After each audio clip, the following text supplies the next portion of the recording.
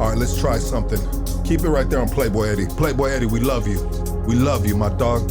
We love you. Yeah, R.I.P. Playboy Eddie. Cam Flores, we love you too, brother. Chicago, stand up. Let's try. Let's see if we can do this simultaneously on the count of 3, and then on 3, Casey will hit the main camera. So it's gonna go 1, 2, 3. Merry Christmas, everybody. All right? You think we can do that? I think we can do it. We got this. I think we can do that. We didn't rehearse this. Yeah. I'm a little nervous. Yeah. I think we did it. All right, on the count of 3. 1, 2, 3. Merry Christmas! Shee! Let's go, baby. Merry Christmas, Goonies. Happy Hanukkah to some of y'all. Man, what a beautiful evening it is.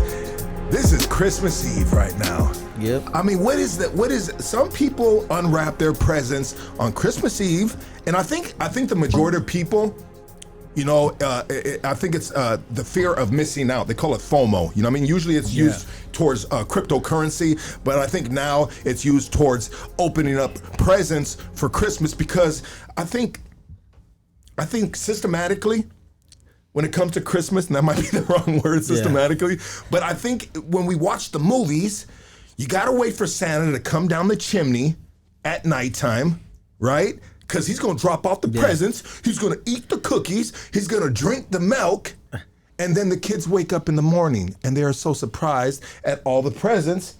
Santa left. Yeah. But now, things have changed. Things have changed. Things have changed because there's a lot of families, and I'm not throwing no shade, and I don't want no hate over this. I've had enough hate for the past 2 weeks, guys. Hate overload. No. But now they open them up during Christmas Eve. Yeah. I know a lot of families do Christmas Eve, and then they'll like split the family. You know, like let's say it's like me, my family on Christmas Eve, and then the girl's family the Christmas Day. You know what I mean? It's like Thanksgiving and Thanksgiving Day. You know, everybody got their thing.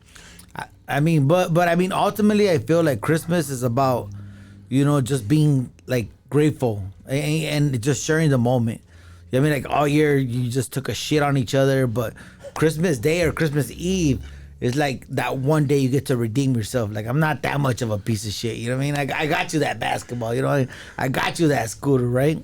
It's like, I feel like as a parent, that's when you could just make it right. I mean, obviously you shouldn't, but that's what we do. I mean, that's what I do.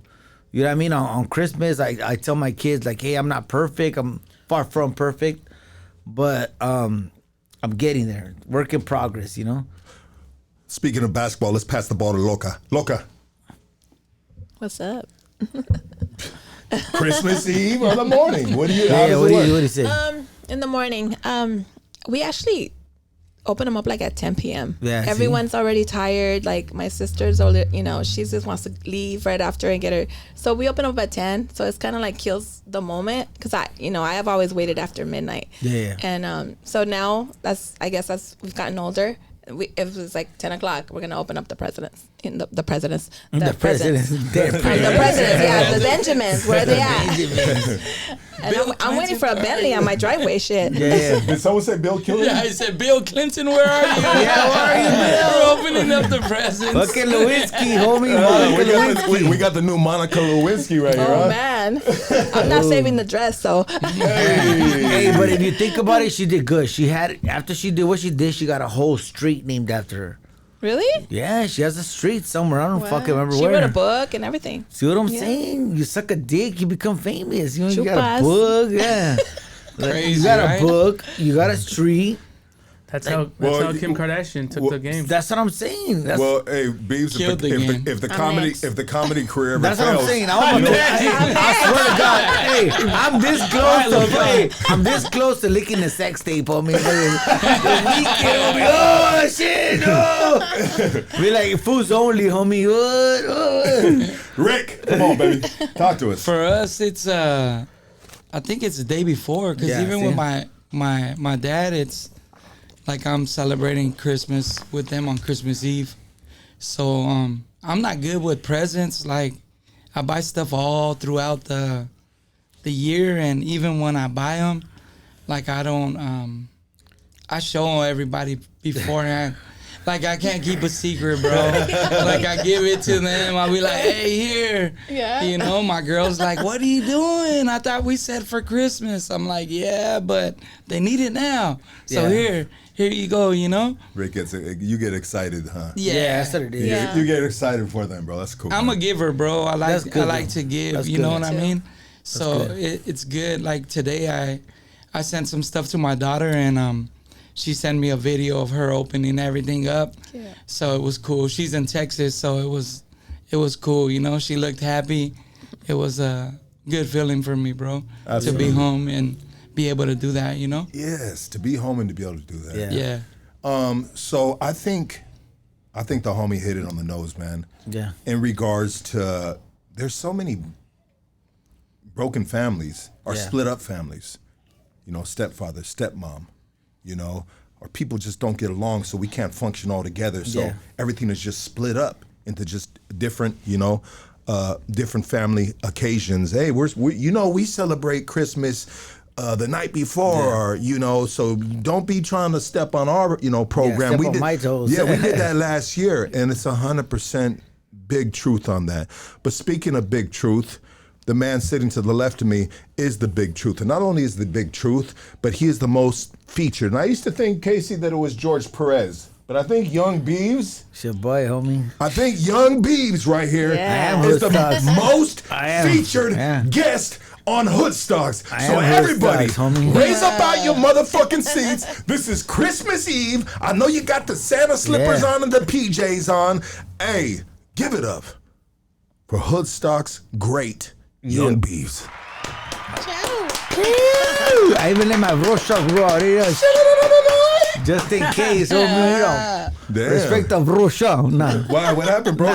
Did you have the you had the labials popping off from it? I still got the band. What's it called? The little. I still got it, but I don't know. I just like, I feel like when you get older, you want to try different stuff, dog. Sometimes, and I do that sometimes too. I like it. But there was kids. My homegirl Megan Dickinson, very long time friend of mine, and this was years ago. But I had shaved my face off. You know what I mean? I can't do that. And you look like a pedophile, bro. I can't do that shit, dog. I still do that shit in YA just because the thing about me is, if you knew me from the system, I was a late bloomer, dog.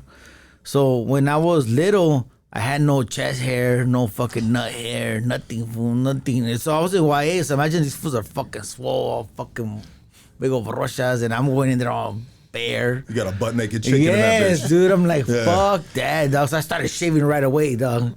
I would sign up, and I would even get other people's razors. I'll be like, let me get your razor, fool. I'll shoot you some cookies. Just to get a brush, but now that I have hair, I'm like, fuck, homie, it's a mission. Gotta keep this shit up. Gotta shave every day. But I mean, it's a blessing and a curse. And growing up is good, bro. Cause to see where I was at, back in the days, robbing motherfuckers, doing stupid shit, to like raping fools in prison. Nah, YA? I never did nothing like that. Never, fool. You're Never. Down. I was against that. Did you ever think about it? Nah, never, fool. You were just like laying across on the top bunk, looking down on some cachetes, and be like, damn. Never, dude. Well, because I always, fools would be like that. Fools would be like that. Fools would be like, that's not gay shit. But I'm like, that's gay shit, bro. Like. No, I know. From your YA stories, bro. Yeah. So my boy been through it, bro. And you know what's funny is I was the first one to speak up on that stuff. And now there's law firms cashing you out $4 billion. Damn, bro. How much money have you gotten? I'm already in the process of doing some stuff like that because they reached out to me because of some stuff. Because of all your stories, bro. Exactly. You're all over the internet of talking about getting basically, I never done wrong. I've never got nothing like that, but I've seen a lot of fools get done like that, and I feel like they're not gonna come forward. The only thing that I say is good is that these law firms are allowing them to stay anonymous. That's good. Yeah. Because a lot of these fools, they were, and you know what's funny is they were from barrios, fool. I know people like, I have, the funny part is I have so many secrets here Wild, fool. I can't tell you, dude. Tell us it backwards. I know fools from like. I'm gonna the mics are off. Tell me now. Nah. Oh, I remember that. Off the record, I used to do that. Nobody's listening. Off the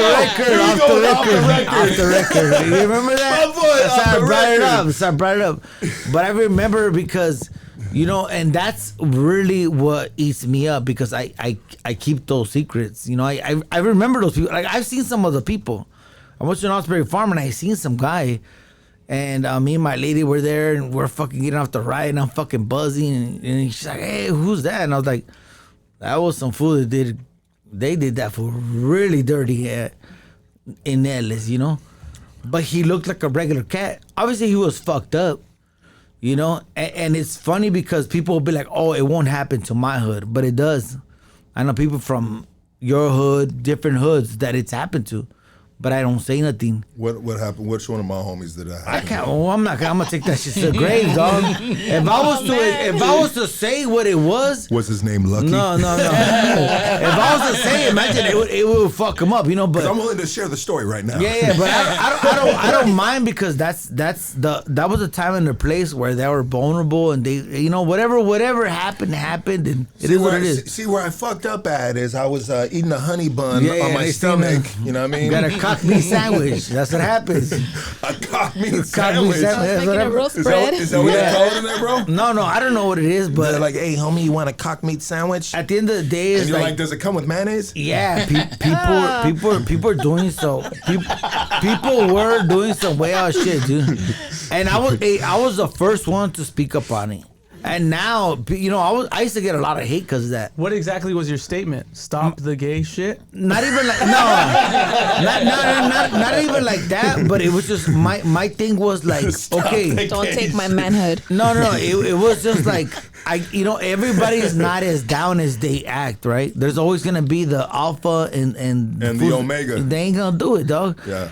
And I just didn't agree with other people taking advantage of a race because there was black people taking advantage of a race. There was Mexicans taking advantage of a race. And they were saying like, "Oh, he's not Mexican." Let's say this real quick though, because I think you said something it's very impactful. So in the beginning, homie, like you gotta, even as a young G member, you gotta kind of fake it till you make it. You know what I mean? Like I remember when I got in the hood, bro. Yeah, I was a little crazy, bro. Yeah. But the dudes that around me, bro, they're really with the business.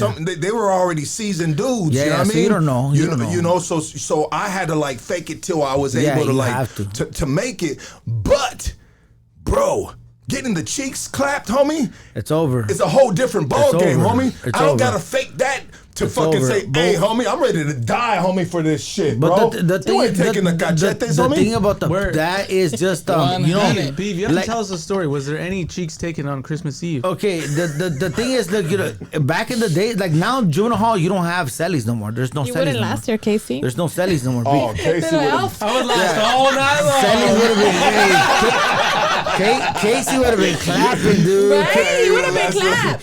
They would have called that homie the clap on, homie. They would have called him the clapper. You would have to call me to beat them up. Yeah, it's a fucked up vibe, but I mean, it was the what people don't understand is that was the norm, as fucked up as it was, and it was like that for years. You're talking about why? Why it was like that for years, bro.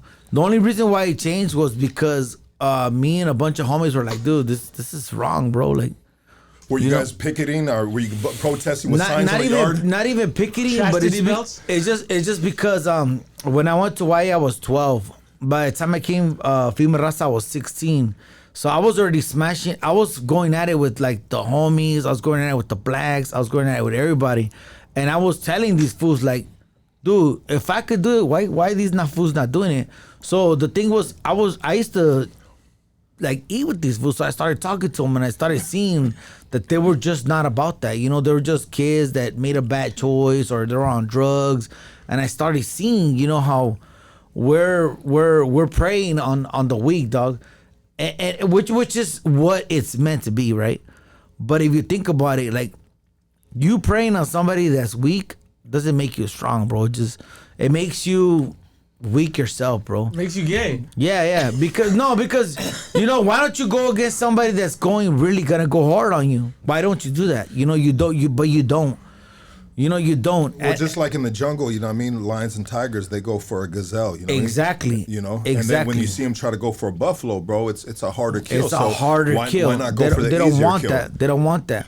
They don't want that smoke. They don't want that I smoke. mean, I think that's human nature, and it's just animal nature. Yeah, it's yeah. across the board. Yeah. You know what I mean? Like, let's just go for the easy kill. Yeah, the easy kill. Beavz, would you consider yourself the booty patrol in there then? Not even that, but it's just I stood on what I stood on, bro. I stood on what was on right, bro. Like, I'm not gonna stand by and just, you know, because when I went to Hawaii, this had been going on. So what did you tell the staff? Like, you gotta stop that? Or? Nah. I would get at the homies. The thing was the homies were doing the whole Firme Raza thing, and they were like supposedly like the elite, like the main of the main. And I would be like, okay, well, you guys are supposed to be super firme, but you guys are allowing this to happen to our gente. This fool's Mexican. And they'll be like, oh, we don't claim him. Yeah, he's half Jew. Fuck him. No, they would And you just hear just screaming in say the background. they didn't claim him. I think my screams just sound like this.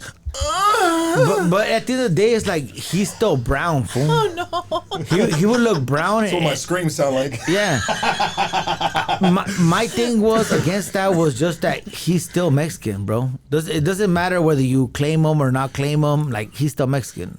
Like, his ethnicity Like, you're does not still change. letting it happen to our people. Exactly. So I Yeah. was totally against it, and I started like rallying up the troops and talking to people and just making the move to where I was like, this is wrong, bro. Is there any tricks of the trade, bro, that like if you are the prey in there and you know that the booty bandits are coming for you, is there anything that you can utilize to protect your booty? You know what I mean? Like maybe put a tumbler in there. Nothing, You know? nothing, Yeah, bro. so to block the entry of a booty bandit. Nothing, bro. In a Boston jersey. Yeah, no. At the end of the day, it's like, you know, the people that have went through what has happened is like, they're not gonna speak on it, bro. You know, and you have to understand. Like, I've been in rooms where it's like me here and there's somebody here. It's a big ass fool from Bounty Hunters, bro. 6'6". Oh, and you he's talking about gonna, black dudes? I'm just saying he's Like a gonna Debo kinda guy? Yeah, Debo fool. And your Mexicans are like 5'5", fool. Yeah. Wait, you so ain't you're gonna win. You're Big saying so? bullies. I don't want to touch on different race thing, but I'll ask you this, bro. Was there other ethnic backgrounds violating other ethnic backgrounds? There was everybody. The thing is, It was a free-for-all? Okay, It was a buffet bar? Why was the battle of the fittest, bro? You made it. You were a fucking savage. If you didn't, well, you went down like that. Like, that's what people don't understand, and that's why even with my book, like this is why I wanted to come, was because this is what I'm talking about. I'm talking with my book and all that, and I express what I'm saying, but. You know, like, my book sold crazy. My first book, crazy fucking amount of sales, right? Congratulations. And where can they get that, sir? I do self-publishing, and then I got an Amazon and all kinds of shit, right? Yeah. But what people don't understand is they send me messages. They'll be like, hey, your book helped me, and this, and this. Yeah. But what people don't understand is, like, me writing about that stuff is me reliving it. So it's really fucking me up because I'm in the moment again. Yeah. Like, I'm there. Like, I'm fucking like, oh shit, I gotta fucking put my shoes on. I gotta rock and roll, bro. Gotta get ready. You know, I gotta get ready. Yeah. And I'm out here in the streets, so I'm just like, oh, I'm ready for what, bro? And then I'm writing my second book, which is me going to like county and prison and all that. And the thing is, I did a lot of crazy shit, bro. Like, the people that know me from prison will know I was like really with the shenanigans, bro.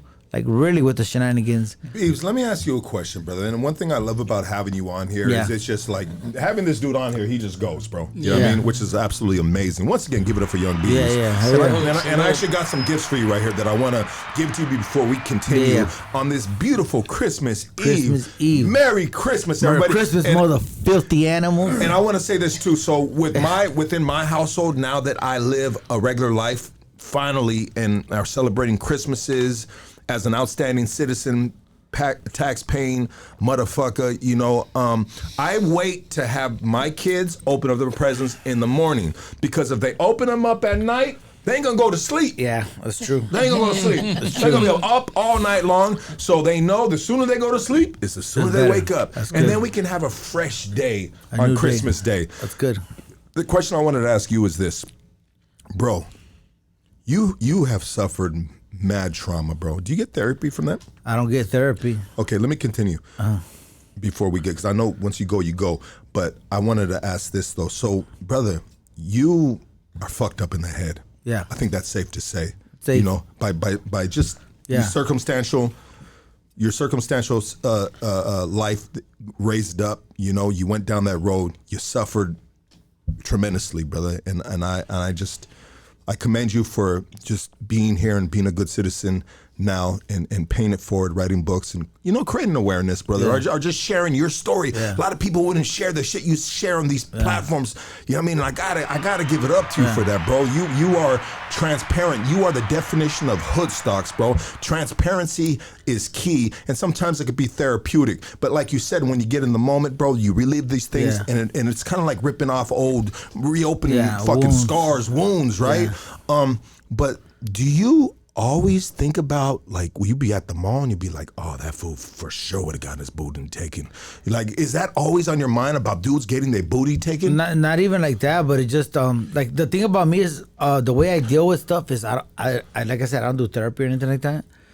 But I just don't think about it. I just use the pain to power me forward, you know? What did you think about when skinny jeans were in, bro, and all these dudes were walking around with tight asses, skinny jeans, where you were just like, oh man, all these booties are getting taken? Would that cross your mind? I mean, that's a booty that can get got. Yeah, not even like that. But I just be like, hey, you know what? It's just, I'll say, like, everything transcends, everything evolves, and you know the generations are different, dog. You know, nowadays, the motherfuckers are doing that stuff, and they ain't more power to them. I ain't mad at them. Do you know how YA is going now? There's no more YA. I just went recently to Oxnard. You know, shout out to the people in Oxnard. And I went out there and I talked to juvenile halls, to the people that are supposedly in YA. And I talked to them and I told them, like, about my experience and what happened. They were like, what the fuck? We heard shit about that. And I told them, the stuff you're hearing is from me. There was 3 people that stopped it, and I was one of those 3 people. You know, and this is why it was open for 100 years. So this happened for 100 fucking years, dog.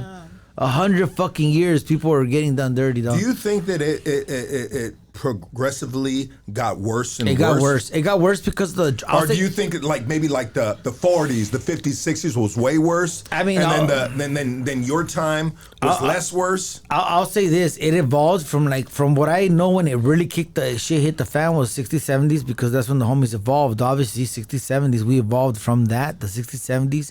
And just the thing is, everybody, especially as Mexican Latinos, we have the attitude about, like, you know, my dick bigger than yours, you know. We're like, so we have that mentality, like, I'm gonna get over on you. I have this, you know. And at the end, it's like you're oppressing your own people. You're fucking your own people. You don't understand what you're doing to that person. Like I was with a lot of those people, and you know what? I thank God that I was. Why? Because throughout my journey in prison, that's what really made me be a better person, because I was on both sides of that coin. You know, a lot of homies, they'll go to prison, I'm like, oh, I'm gonna get stabbed, I'm scared, $50, whatever. If you've been on your own, if you've done what you've done, you wouldn't be scared. You would have a better mindset. You would have a better, like me, like straight up, prison, never touched a drug, never touched alcohol, never touched nothing. I stood on business. Why? Because I was one of those homies that when shit was gonna crack, I was gonna be the one to get you, dog. Not because I wanted to, it was because I had to, dog. Because I'm the guy they call to get the job done, you know. And it's weird, and that's what I'm even writing on my book, because the same people that I fought against is the same person I became, and worse. Because when I went to prison, not only did I become those people, but I was like leading those people. You know? Psychologically, we become our abuser. Exactly. So that's when I knew. Bro. That's when I knew that it was bad, fool. Because I'm in 2019. I'm in Theo Lacey. I'm in the shenanigans, dog. I'm fucking gonna get. The thing is, if you know me from prison and all that, whatever, right? And I'm gonna go to prison again. We're gonna do some stuff, whatever. You said 2019? 2019, that was my last controlling case. High-speed chase, strap, all that. I used to always be strapped because, you know, the thing is, like what we were talking earlier, when you make enemies, and that's what I tell people, and you should really think about what you're doing, is like, right now we're making enemies all day. But you have to understand, that one enemy is gonna remember you for life, homie. Doesn't matter whether it's 1 year, 10 years, like Drewps said, you know, he might be at a carne asada and be like, dude, that's Drewps. There's some there's some things we cannot. Exactly. So Yeah. remember what you do, because that fucking one enemy is gonna remember you for life, bro. Yeah. So pick and choose who you make your enemies. You know, as I went through prison and as I went through my incarceration, I think about that, because I'm like, okay, I'm gonna stab this fool, but I gotta watch my back from this guy for life. Because what if I'm at Disneyland with the kids and it was like tu? You don't know. You don't know, dog. It happens. So I'm really, now that I'm older and I'm more wiser, I pick and choose my battles, dog, because I'm not gonna stretch myself out like that. I'm not gonna put myself in a situation where I can endanger myself or my family, you know, because I have a family now. So I have to think about my family, you know. Do you like when you, how you said you think about like what you do you have it to where like you think that they think the way you think, so that's why you you know, like choose your battles like that? I feel like you could look at somebody and you know what level they're in. Yeah. You know, you like, I was in Pomona just recently and I was pumping gas. This fool fucking pulled up all Loka, like, and I knew he was gonna be on some shenanigans. I know what he's on. I knew he was gonna be on some shenanigans. I know he was on a sick one. And the thing is, I was mad. I'm not gonna lie. I was mad because this fool wanted to hit me up and he fucking pulled up all loked out. And I fucking took off my shirt and I was like, this fool want to get it, we'll get it. Yeah. But then I started thinking about it and I was like, look at me. Look at the way I look. I'm blasted, the way I look. Yeah. This motherfucker's just doing his job, dog. That's his job. Of him. That's what's it. So I you know, because I was with my lady at the time and she was like, get in the car. And I was like, no. I was like, let this motherfucker get it. This is his job, bro. Yeah. This is what he lives for, you know? Yeah. He's gonna go back and he's gonna brag about it to his homies. Yeah. I just went up on this fool right now. Yeah, he's acting up. And you know, as you get older, I feel like you understand that. You see things different and you're like, okay, I get it. Like, he's just doing his job, you know what I mean? Like, I ain't tripping. And what's funny is the way I look, I hardly ever get hate up. I don't know if it's the way I carry myself. I'm respectful. And just wherever I go, like, I feel like I get love, whether if it's like Long Beach, Avenues. Dude, I was in a room one time with like 50 vatos from Avenues. And I was like, the fuck is, I didn't even know they were from that gang. Shout out to the homies from Avenues. Yeah, no, I get love to everybody, bro. Just because I feel like, you know what, at the end of the day, is like, my story is like, what I really wanted to come today for was to share about like different things, you know, because we all hate each other. We do. Hate's a powerful word. That's what I was gonna say. That, you know, and that's why I wanted to come on Christmas Eve, because, you know, everybody hates somebody. Oh, fuck, I hate my neighbor. But if you think about it, hate's a powerful word. I think dislike is better. Exactly. Because hate is hate. I honestly, I can't think of somebody you really hate like that. I can't, bro. Exactly. I can't. We Yeah. just don't like them. They're fucking assholes, bro. Yeah, exactly. Yeah. You don't like them. I don't like them. They're assholes. But for me to just really think about if there's one person, if there's an ethnic race, if there's one restaurant, I mean, there's all kinds of levels of hate, of dislike, right? Dislike. I can't honestly right now. I cannot name one thing that I hate. Exactly. You know, when I was young, I used to feel I hated a lot of things. But as I got older, I was like, you know what? I don't really hate these people. Just didn't like it, huh? Exactly. Yeah. And you know, have a level of maturity, you know? Exactly. Once I grew up and I went to prison with these guys, I started seeing, and I was like, they're just like me. The vatos from Flores are just like me. You know, and the thing is, like, even with some of the people from Flores, like, I keep it cool with them. Yeah. Why? Because, like, say one of their homies dies, I'll shoot them some cash. I'll be like, hey, you know what? Because I know what it's like. Respectfully. Yeah, respectfully. Yeah. You know, and I keep it anonymous. I don't be like, oh, put my name on the GoFundMe. Nah, that's for you. Paying it forward. Paying it forward. Why? Because, you know, we're all part of the same cycle. My homies are going to die one day. Yeah. You know? And I wanted to share this on your platform right now because I'm writing my new book. So my gift to everybody, and that's why I wanted to come on Christmas Eve, you know, because I'm writing a book, my second part. I'm almost done with it. So I want to give a gift to everybody who hears this, whether, you know, What's the gift? The gift is this. So if your family has been affected by gang violence in any shape or form, whether it was your tío, and like I said, I don't want names, no real names. Just give me your hood and your moniker, whether it's female or male. I'm gonna put you in my book. So pretty much why I'm doing this is because my last book, I want to pay homage to all the people who have fallen victim, whether you're alive or not, but mainly if you passed away, dog. Yeah. Because I feel like when your homies passed away, like we got homies, you got homies passed away, yeah. Nobody go visit those fools. Nobody. That fool died for your hood on the fucking corner.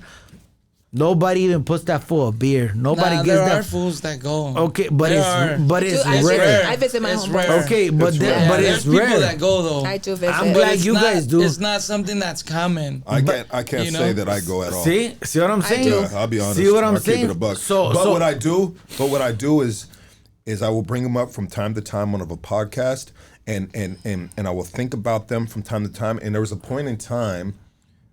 In a lot of their passings, the homeboys' passings, that I pray for them. That's good. And I give them, because I feel like when you pray, you can directly talk to the dead, to the spirits. Yeah. To the because they're all around us, you know. Yeah. And so I always give, hey, my boy, man. Give them homage. Yeah. I miss your food, like whatever, you know. Honestly, my prayers are super like. They're not your average prayer, dog. They're just like, and I talk to God like I talk to like yourself. That's like the kind of communication you're supposed to have. Yeah, like so that's why I wanted to do what I'm doing, and I'm gonna do it from. This is gonna be released December 24th. So from December 24th to January 24th, whether you send me fucking 30 pages of dead people, I'm gonna put it on my book. Why? Because I used to love reading when I was in jail, right? And I know that when you put a person's name in a book, it makes them immortal. It immortalizes them. So they will forever be alive, you know? And you know, like I said, this is the last time I'm sharing my story like that because it's my second book. So it's my way of saying thank you to everybody who supported me. Because, you know, those are the people who fuck with me. We appreciate you, dog. You know? You're a real one, bro. You're an absolute real one. What is your process when it comes to writing a book? I mean, some people, what I hear... Mm-hmm. What I hear is some people tell their story to a publisher, a writer, and they write the story. Do you actually write your story? I actually write my story. The thing about me is I like to be, you know, people say like, oh, I want to write this, I want to write that. Like me, when I write, I like to be really, really, really fucking depressed. Like really like in the shitter, like just boom, blow your fucking brains out, bro. Because that's the feeling that I felt when I went. The thing is, when I was in that situation, I want to be in that situation. So I make myself really, really sad. I play the saddest shit you could think of. Like, I'll give you an example. One of the things that I listen to a lot is, do you know that scene by Set It Off when fucking Cleo gets dumped out? I'll play that I'll play it, and it makes me really sad.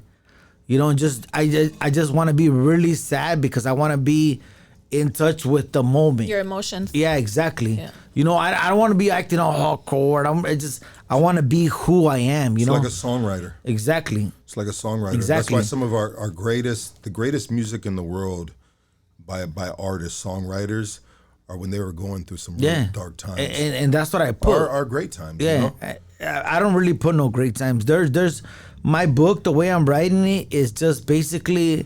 It's like an evolution of how I came from being something, like not even being something. You just walk into something, you know, because that's what the story's about. And in the beginning, I was gonna bring my book, but I forgot to bring the laptop. In the first chapter, I talk about, you know, how you love something that's never gonna love you back, because basically, I love my city, I love my hood, I love the shit out of that fucking 6 mile radius. But that little 6 miles is never gonna love me back. That 6 miles is only gonna get me killed. But yeah, I still go back. I still love that shit. I still every day, you know, if I go through a breakup, boom, going to the hood. If I fucking have a bad day at work, going to the hood. You know, so I'm explaining in that book how we're so caught up in that shit. You know, not only that, but I talk about how, you know, and I don't want to say because we're all homies here, right? But at the end of the day, it's like, Yeah, except broke. Casey. No, Casey, he's a sexed into the clique. He's an honorary. He got He's an sexed honorary- into the clique. He's an honorary member. But if you think about it, broken people attract broken people in one way or another. I don't think Casey's broken though, bro. Casey, would you say you're attracted to hoodstocks because you're broken? Can you hear me? No. Yeah. I would say no. No. I would say you're an And outsider, Casey- but you're intrigued bro, by it. Casey came to hoodstocks when we were in the 10x10 room. I remember the little room. He came to hoodstocks. Like he came and said, "Hey, bro, I like what you guys are doing. I'm in the movie industry. Yeah, you do know, something. I work films, and I like what you're doing. I like to fuck with you." And I was like, "All right, fucking little man with the cool ass hat. Let's You know do what I it. mean? Let's Cool little hat. Let's run it. Let's And- go. Respect that hat. And he's been solid since. You know what I mean? That's The cool. only times it's been rocky is because of, you It know, happens. It my happens. party favors and me, Man, you know. it happens. dude, and I have to say this on air. I only called off for the first time in my Hoodstocks life on Sunday. Yes. And that was because of my babysitter got sick, so I had to watch my Yeah. son. But I was like, fuck, I've never called off ever in Hoodstocks. No, you haven't. You haven't. Never. I mean, I wasn't. The only thing that I was not exactly mad. It's just like, damn, I wish you'd have given me a bigger heads up. No, I know, because Bev's mom woke up sick that day, and she's Yeah. like, fuck, I can't watch him. I mean, but life it's all happens. good, bro. Life but happens. here we are, and on Christmas better. Eve, you know what I mean? And Doing it's, better. Yeah, Sending good messages, dog. sending good messages. And that's what I wanted to come just to shoot good shit, dog. Because like even like how we were talking earlier off camera, like my job's getting slow, fool. My job's getting slow. Everybody's job is Yes, slow, bro. taking a bro. shit, right? Everybody. It is, right? It's that time of the year, And I dog. work Holidays. I work with youngsters like 20, 19 year old. They're like, oh, I'm gonna do this. I don't know what I'm gonna do. And you know, the thing is, I talk to them, not like an older homie, but I just talk to them like, hey, fool, like, you gotta man up, bro. Like me, the way I look at work is like, I was on the streets gang banging all day, dog. Day and night. I was half stepping. So the energy that I work is that, homie. Like if I'm not gonna half step at work, I'm not gonna half step on the street, I'm not gonna half step at work, dog. Yeah. I'm gonna keep the same energy, dog. I'm gonna work like a beast. I'm gonna work good, dog.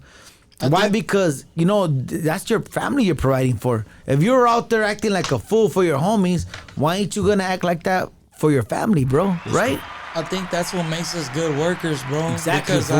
I go into work with You the be like, same "Oh, mentality. casado." Nah, bro. Like, look, today I only slept 2 hours, bro. You're rocky. I couldn't even you tell, know? fool. I I couldn't only even tell. slept 2 I hours, could bro. not tell. Because know? you know what? You carry yourself in a good demeanor, bro. Well, I'll You tell don't you trip. this. Back in the day when Rick smoked crack cocaine, I couldn't even tell either, bro. Straight up. I ain't gonna and- lie, bro. and that was like, my we were drug all of geeked the choice. fuck out, you know what I Yeah. mean? And Rick would be just chilling. And he was the only dude with all gold on, bro. Damn. Probably because he was the man, you know what I mean? And he's the only one with the he's the only one with the ugly sweater now. No, Rick had the 3 rings, bro. Shut the fuck You know up. what I mean? I didn't even have Hennessy one, with the bro. letters. Yeah, highly pumped. Dude, this dude, That's when funny, bro, he dude. was fucking super. Like he just had the knack. The drip. And we got to get back into your story again, Yeah. bro. The And, drip. But yeah, Rick is. That's so funny. he's You know a- what's he's crazy a though, fool, bro. Beavz? That's why I asked you earlier, like, He smoked crack and be calm. We're like, what the fuck, bro? it just get me back regular, bro. For real. No bullshit. For real. But that's why I asked you earlier, like, if the way you get into it with somebody, if that's what slows you down. Yeah. Because honestly, that's what, like, keeps me cool. Like, I don't really get into it with too many people. Yeah, me neither. Because I think of it, I think Like, what's of gonna them happen? the way that I would be. And I know everybody ain't gonna react the way I That's do, true. but I still give them that credit. So I'm like, you know what? It ain't worth it for me to get into it with this dude, because if it was the other way around, like me getting into it with him, like I would want to go like all the way, like Yeah. until That's true. one of us is dead. is over. Yeah. You know, because that's the way Your like my mentality. mind Yeah. works with that. Yeah. You know, and I'm not trying to be like crazy or nothing like Yeah, that. yeah, but you're just thinking from the heart. My shit is I'm just thinking like, and that's why you see like I don't have like problems with nobody, bro. That's good though. Because But they say the most calmest people are the most dangerous people because you don't need to be out there like that. Me and Rick were talking in the text message. You It don't might need have to be been out there like yesterday or something like that, and I was like, man, Rick, I don't want no motherfucking problems, bro. We just gotta like bop, bop, bop. Yeah. And this is just like me as a grown man talking. I was like, I got kids to raise, bro. Exactly. You know what I mean? Sometimes things get a little fucking, I gotta wrap these fucking presents. Yeah, so sometimes things get a little wiggly or whatever the fuck is the right word, wiggly. But it gets a little haywire and shit. I mean, in the rain, sometimes you fishtail a little bit. You know what I mean? Sometimes you fishtailing in the hydroplane. Yeah, But ultimately, like, bro, I don't want no problems. Yeah. Rick don't want no problems. Hell you no. don't want no problems. Loka might want some problems. I don't know. She's a wild one. You know what I mean? But Rick said something so great, and I hope this is a private text between me and Rick, but I think he won't be mad. But he's like, look, we ain't got no more bids in us, bro. Yeah. You know what I mean? don't. We ain't got no more bids in us. Like We can't go do another 20 real quick Fuck no. and come dude. I'm like, it's over, bro. It's not. I You know what I'm I saying? thought the same thing 2019 when I got busted. They're giving me 10 years. And I'm 40 something, 43 right now. And I was You're like, 43 right now? I'm 43, and I was like, I could pull 10 years. But then I started thinking, and I was like, dude, my knees are bad. I can't do burpees no more. My Your back back is hurts. shot. Those I can beds, barely those metal walk. beds. Yeah, Oh, fuck I gotta that. roll out my mattress and sit on this metal. Well, you can go to the penitentiary, and if you did, bro, you get the orthopedic shoes. The doctor orders. Yeah, but that's the thing. I don't want to be a soft shoe. The special order, bro. I don't want to be a soft shoe crown wearing motherfucker, You right? have those old tight, thick, fucking diabetic with socks with on. the Velcro. These are diabetic. They're long socks, but they're still diabetic. They're still active. I mean, when you they're still active. all the way up to your knee, bro. You know I what I keep mean? it gangster, dog. see it, because bro. I just don't like to see my knees, dude. No? I see people with shorts and you can see your knees. Like, what are you doing, bro? Like, I don't want to see my knees. But no smut on nobody. But that's just me, It's like how I dress, and I feel Estilo, like right? I'm doing it because I want people to know that you like, those are the shoes right there. With the elastic, bro. Damn, 173, bro. Fuck that. You might as well buy That's some a KC Jordans, special. dog. Did Michael Jordan make those?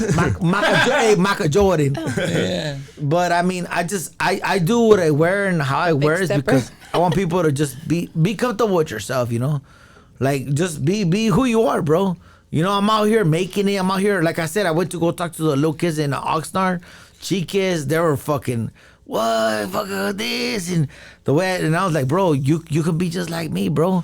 And what's good is 3 of those kids already got out, and they're doing like the little rap thing, and one of them's going to trade school for electrician, and they're like, hey, I want to make you proud, and I was like, nah, don't do that shit for me, dude. I was like, a fucking loser, bro.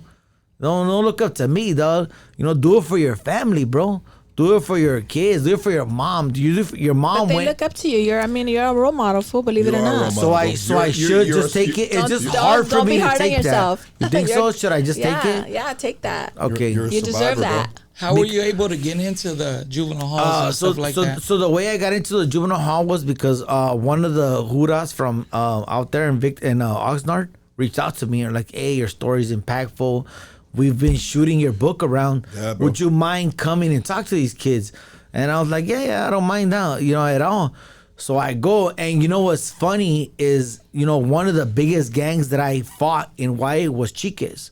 I was going at it with It's a big ass hood. Shout out to Chicas. shout out to the Salute. homies from Chiques, 805, Yeah. bro. I went at it. If you were in YA in the 90s, I was fighting you because we were going at it because of the situation I was in.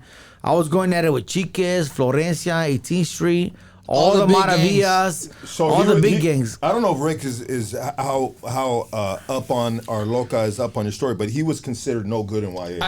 I remember. Yeah, Yeah. but his story. but it was no good because of my hood, bro. It wasn't because the thing was when you go to YA, you're based They on try to like drop you level and all that shit. because of my hood. Yeah. Because when I went to YA, I don't get along with it. My hood does not get along with 18th Street, and my hood does not get along with Monteflores and Bassett and Puente. None of the big gangs. None of the big gangs. So when I went, they didn't give me an opportunity because of my hood. And, and that's what I told these kids. And numbers hold the power, right? Exactly. So when I went to the juvenile hall, I told these kids, I was like, hey, how many homies are from here? Oh, everybody. And I was like, how would you feel if you're somewhere and you've done everything right. Like me, I did everything right, bro. I still solid from my hood. Fucking got that shit blasted everywhere. Never ratted on nobody. And you go somewhere, and just because you're from that hood, and because you're loyal to that hood, you're no good. Yeah. How would you feel? And they're like, oh, fucking rat it out. And I was like, would you? Like, would you though? Because there's not me. And I told them straight out, there's homies that I was in YA with that are from different barrios that I won't name, that don't get along with Monteflores and Puente and Bassett and 18 that didn't make it. Well, everybody says what they would have done, but they can't say. But you don't know until you're in that situation. And that's why I tell people, even when I get a lot of hate, because when I come on Hoodstocks and I come on different floors, I get a lot of hate. Oh, fuck that, fool, fucking this. Yeah. And I was like, bro, catch me outside, homie. You'll see who I am, bro. Don't talk about the internet stuff, bro. Like, I stay with it. I think that you're gonna drop a location, right? Always, bro. I'm always active where I'm at. Never went nowhere. Stayed where I'm at. Like, I don't have to hide, bro. And I don't hide because, I have nothing to hide. And the only reason why I shared my story was not to glorify the predators, but to just shine light on the people that are not going to speak up. And now, if you think about it, it's true.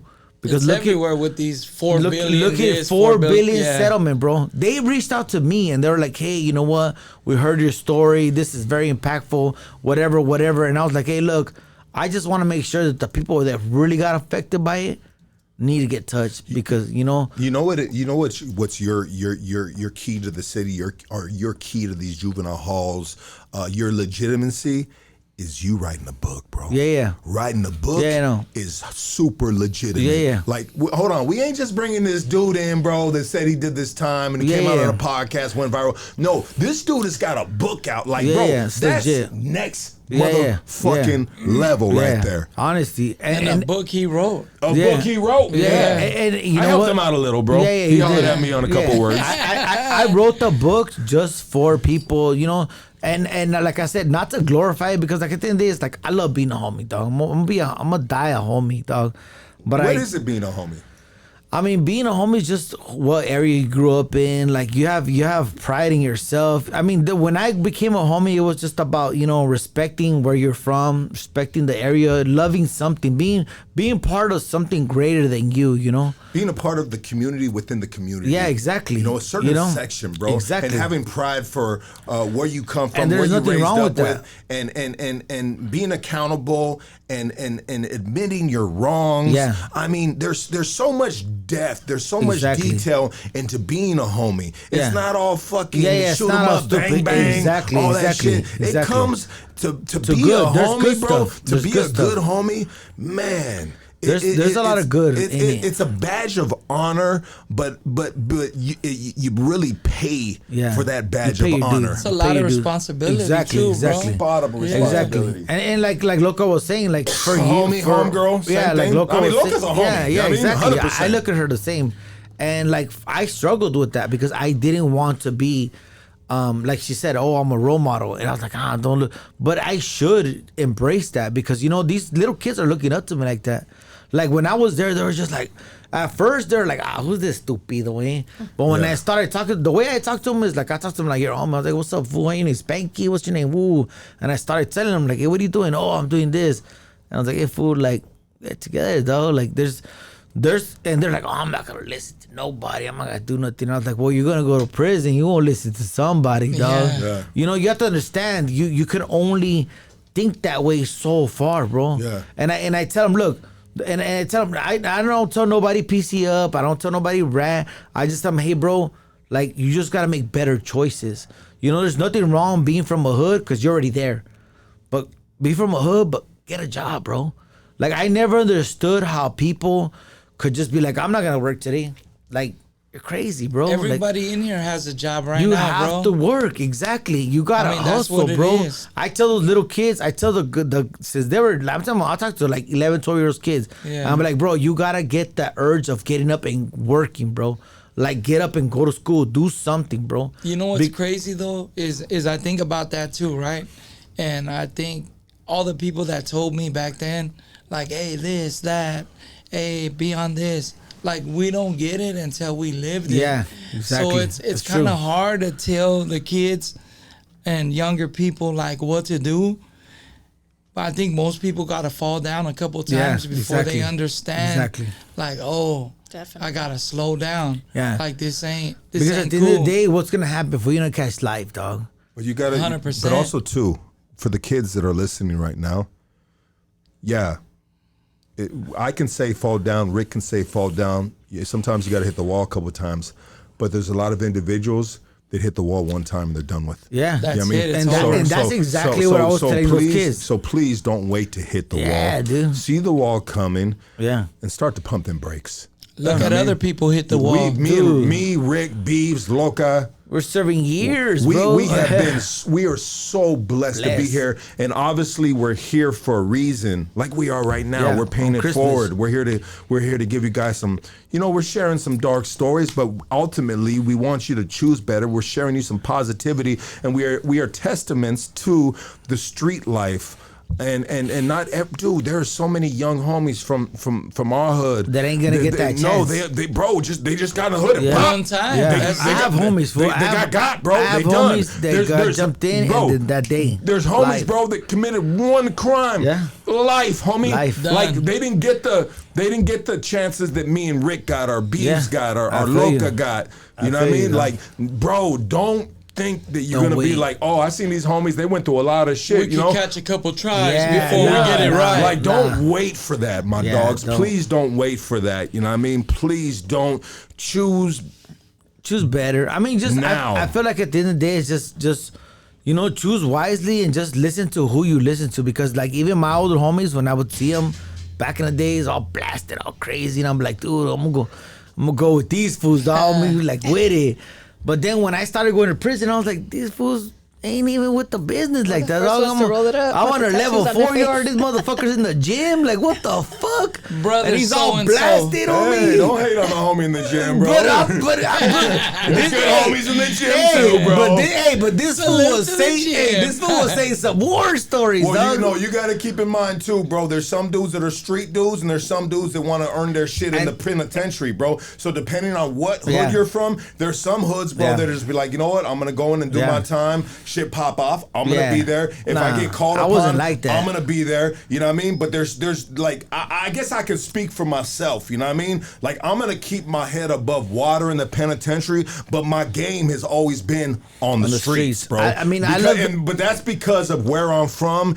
Yeah, And you're from a and- decent sized barrio. no, that's why. but we go up against giants, bro. Yeah, we so do the, too. so the giants get the positions, bro. Yeah. On and I don't want to speak too much on it. Yeah. But this isn't Rick's. This is my thought process. You know what I mean? And you know, I've had a couple motherfucking tiras, homie. I've had a Yeah. couple little roles. I've always gave my input because I always felt like I had good input. You know what I mean? But at the end of the day, the penitentiary wasn't my time to earn my stripes because my stripes had already been Yeah. earned on the calles, dog. Yeah. No, You I feel feel what you, I'm I feel saying? you. So I go in there and I ain't taking no shit. Yeah. But I was never trying to climb the ladder inside the penitentiary. No, to me it was because, like I said, I'm from a small hood, and I was growing up by myself, so it was my place, you know. And I felt like that was my time to shine, you know.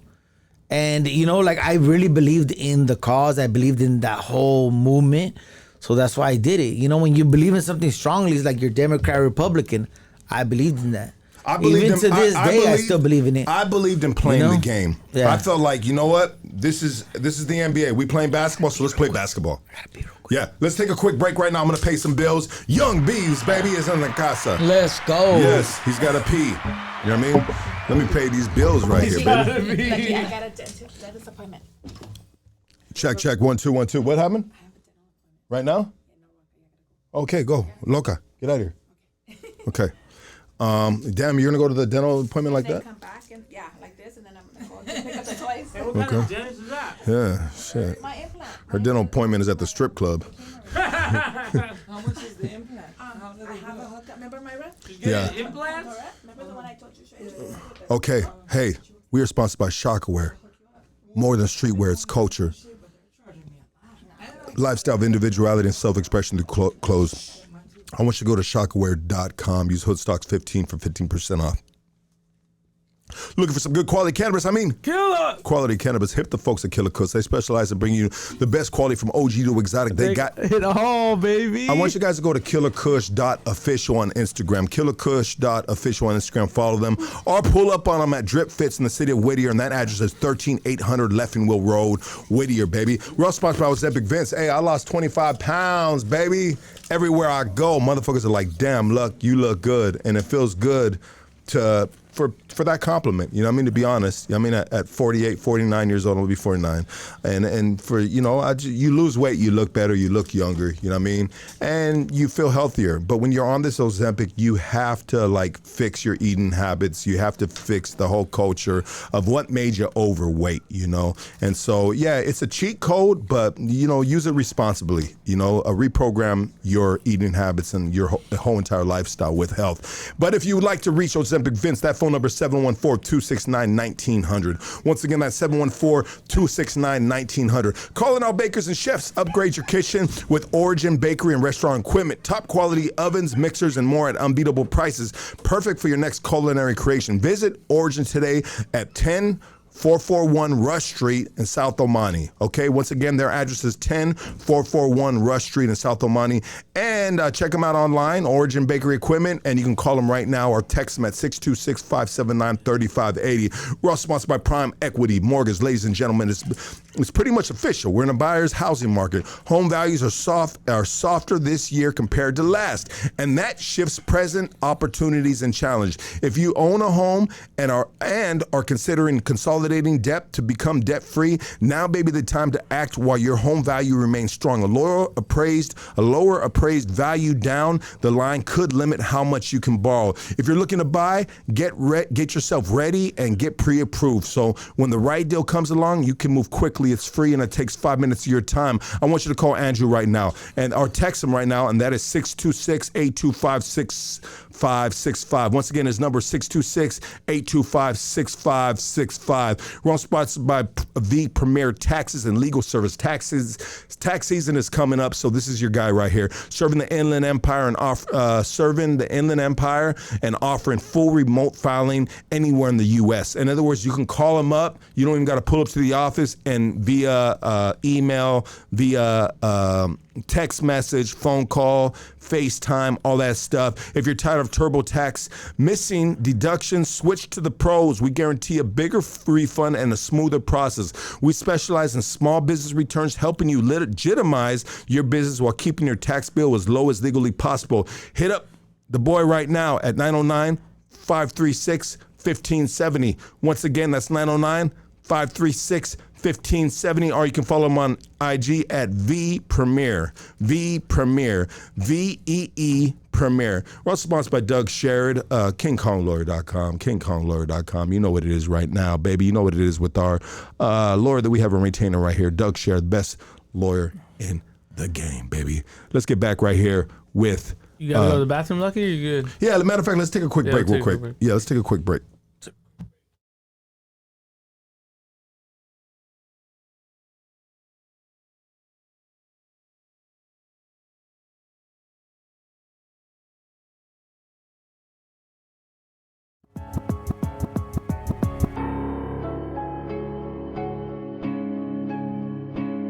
Get yourself some hot cocoa, man. I know it's Christmas Eve. I mean, I know you got the slippers on. You're chilling with the family. We're trying to keep it as PG as possible, just in case the kids are watching.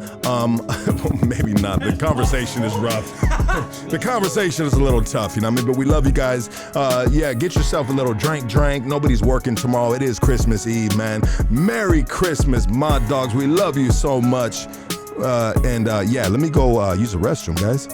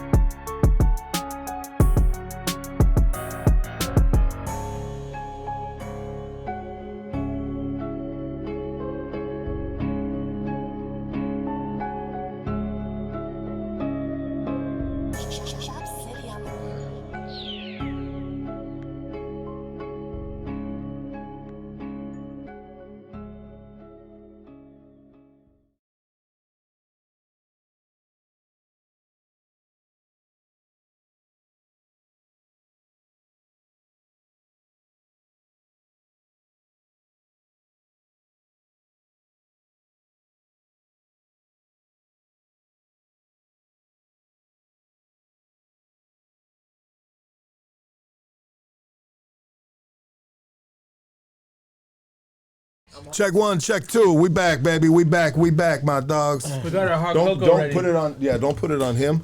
Let him do what he's gonna do. Rick, come on here. Ricky boy. What up? Let's go. Let's go, man. There we go, man. How you guys like my sweater, man? That's just sick, the ugly Tight, sweater. right? It's my Christmas sweater. That's funny, dude. Bro, Rudolph. every time I go to Walmart, I'm like, bro, I need a Christmas sweater. And I want to get one, dude. And I never bite see the it? bullet and spend the $30 that they cost. You Yeah, know? so- 25 at Ross. Oh, at Ross? Oh, Yeah. 25? That's Or good. Marshalls or Ross, one of them. That's nice, good, bro. though. And it's good. It's a good sweater. Feel this shit, Yeah, it's Casey. camo. It's nice. Yeah, it's like Yeah, camo. Yeah, it's it's good. camouflage. It looks Yeah, like a sometimes nice they make sweater, these bro. all cheap, dude. That's all I I actually this like is a the good-ass Levi's sweater. he's wearing. Yeah. The fucking color. I like Yeah, that it's color. nice. dude. Your It's green like a Levi's. brown. Is that a brown? Because I'm colorblind. I don't know like if it's a that sage brown or green. green. It's like a greenish. I like that color, Like a dude. desert Yeah. green almost. I like that shit, dude. Yeah, it's I like looking fresh, dude. Yeah, you're So when I already seen Rick, I was like, this motherfucker stays fresh to death. That's what he does, bro. Lucky said he's That's been what he stepping does. up his shit. I've been trying to, bro. You know what I mean? I've been trying to. Sometimes I I like see to. you, dog. I see you. I mean, I'm pretty much like a pretty plain dude in regards to just black everything. Yeah, that's how I am. Yeah, I just wear black everything. I'm Yeah. kind of like, you Ain't know what I nothing mean? wrong with that. Yeah, I just like everything black, bro. Gray. Yeah, I don't like really like Rick. I see Rick sometimes. I'm just like, damn, what is this We're from? yellow. I wear from- pink, from yellow, Texas or green, something? whatever.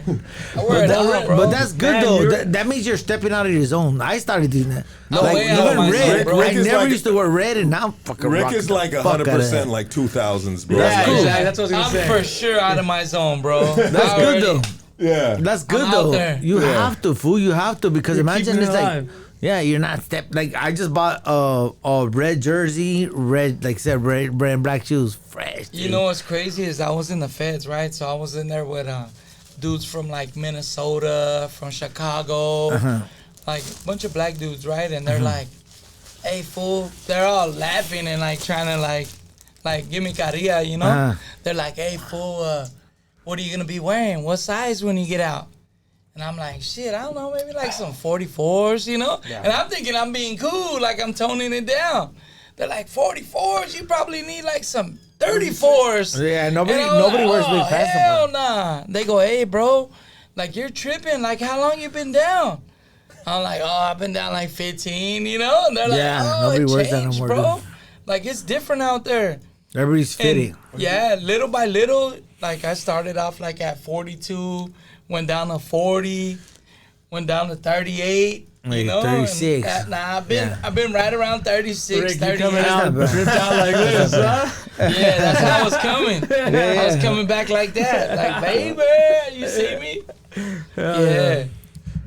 You know, but yeah, bro, I know times changed and you know, I'm trying to get with the times and shit. You evolve. You know, Well, sometimes we just need to be on our grown man stuff, right? Yeah, A yeah, little yeah. bit, you know? Yeah. I don't have no problem being a grown man, bro. Yeah, I don't mind. Yeah. wearing it. You know, I actually like it, bro, for real. I like my big pants. I love my big pants. My fucking shorts right now are 52, dog. Nah, Size 52. Shorts? My shorts are 52. Size of your underwear. My shorts are my Medium. underwears. Oh no, hell no. Hell no. 32s. No, hell no. My underwears, hey, if I take them off right now, you see they're 3XL with the pleats. Real Clean shit? it up? Pleat them. Yeah, fuck. I just certain things I like to hold on to, like it's like a piece of me, Nah, I get it. I get you know. it. But And I want to let go of it, but I'm just like nah, like I'm with the ankle socks. I'm with all that shit. I now, can't do bro. the ankle socks. Just I But like. my legs are tatted. Oh, so you're good. So you're good. So you're Yeah, good. so But just, it shows off all the artwork, yeah, yeah. bro. You Mine, know? mine is just like mine are not tatted, so they're like barely Yeah. growing hair. I gotta shave my hair. My shit, I'm too hairy, bro. Exactly. But Yeah. when you start wearing long socks for too long, your legs, your hair That's won't what go happens. in. The hair takes doesn't it grow. away. So it starts looking like you got mange on your That's legs. what happens to my legs, though. It's all bad. Well, speaking of, you know, what we wear and style, we got some gifts for you right here. Hell yeah, thank you. We got you Let's that go. bad. But you wear trucker Hoodstocks. hats, bro? Yeah, I'm gonna now. Yeah. Throw it on, dude. Next time it's gonna come with a truck, bro. This one's sick, dude. Baby You Jesus. believe in Jesus? Yeah, obviously, you know, and shout out to Jesus, bro, Salute. because it's you know it's that's the birth of his Jesus. Birthday, dude. His No, birthday. not. I just In a feel couple like days. you know when I was young, I didn't really believe, bro. Wasn't a believer, but then going through all the stuff that I went through, I'm like, how else did I fucking make it, bro? How else could I have made it, you know? And you never prayed during those dark times? I prayed one time, dog, and I got socked out the next day. You never read the Bible? I read the Bible in the whole. Yeah, that's what I'm saying. It's mandatory in the whole. Yeah, I read the Bible in the whole, but I just didn't understand like how there was a Jesus and he all that shit go down. All that happened to me and other people. Did you get socked out for reading the Bible or? No, what happened was, I was 2 years into my term into YA, and my mom, you know, the thing about my mom, you know, shout out to my mom, she's a strong fucking Mexican woman, you know.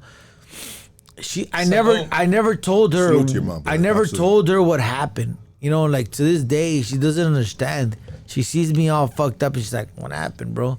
But I tell her, "Hey, mom, you know, like I went through some stuff, you know." And at that point in my life, I was 2 years into my YA, so I was 12 when I went to YA, so I was 14. And I just came back from the O, and my mom, because when YA you get sentenced by terms, so they give you 18 months or 7 years, which was my max. So it's she like was the long term, yeah, right? exactly. Yeah. So she was like, "Well, just do good and come home." And I was like, Yeah. "Mom, I can't. You know, like stuff's going on. You know." And I'm trying to tell her, like in a nice way, like I can't Family do that. don't get it though, bro. They don't understand. You know. Yeah, they just want you to do good because you're their kid. Exactly. And they So want you home. what really hurt me was like I never would hear stuff that she was saying that night. She was like, "Hey, you know what? Like, why don't you pray to God tonight and tell him to take all your problems away?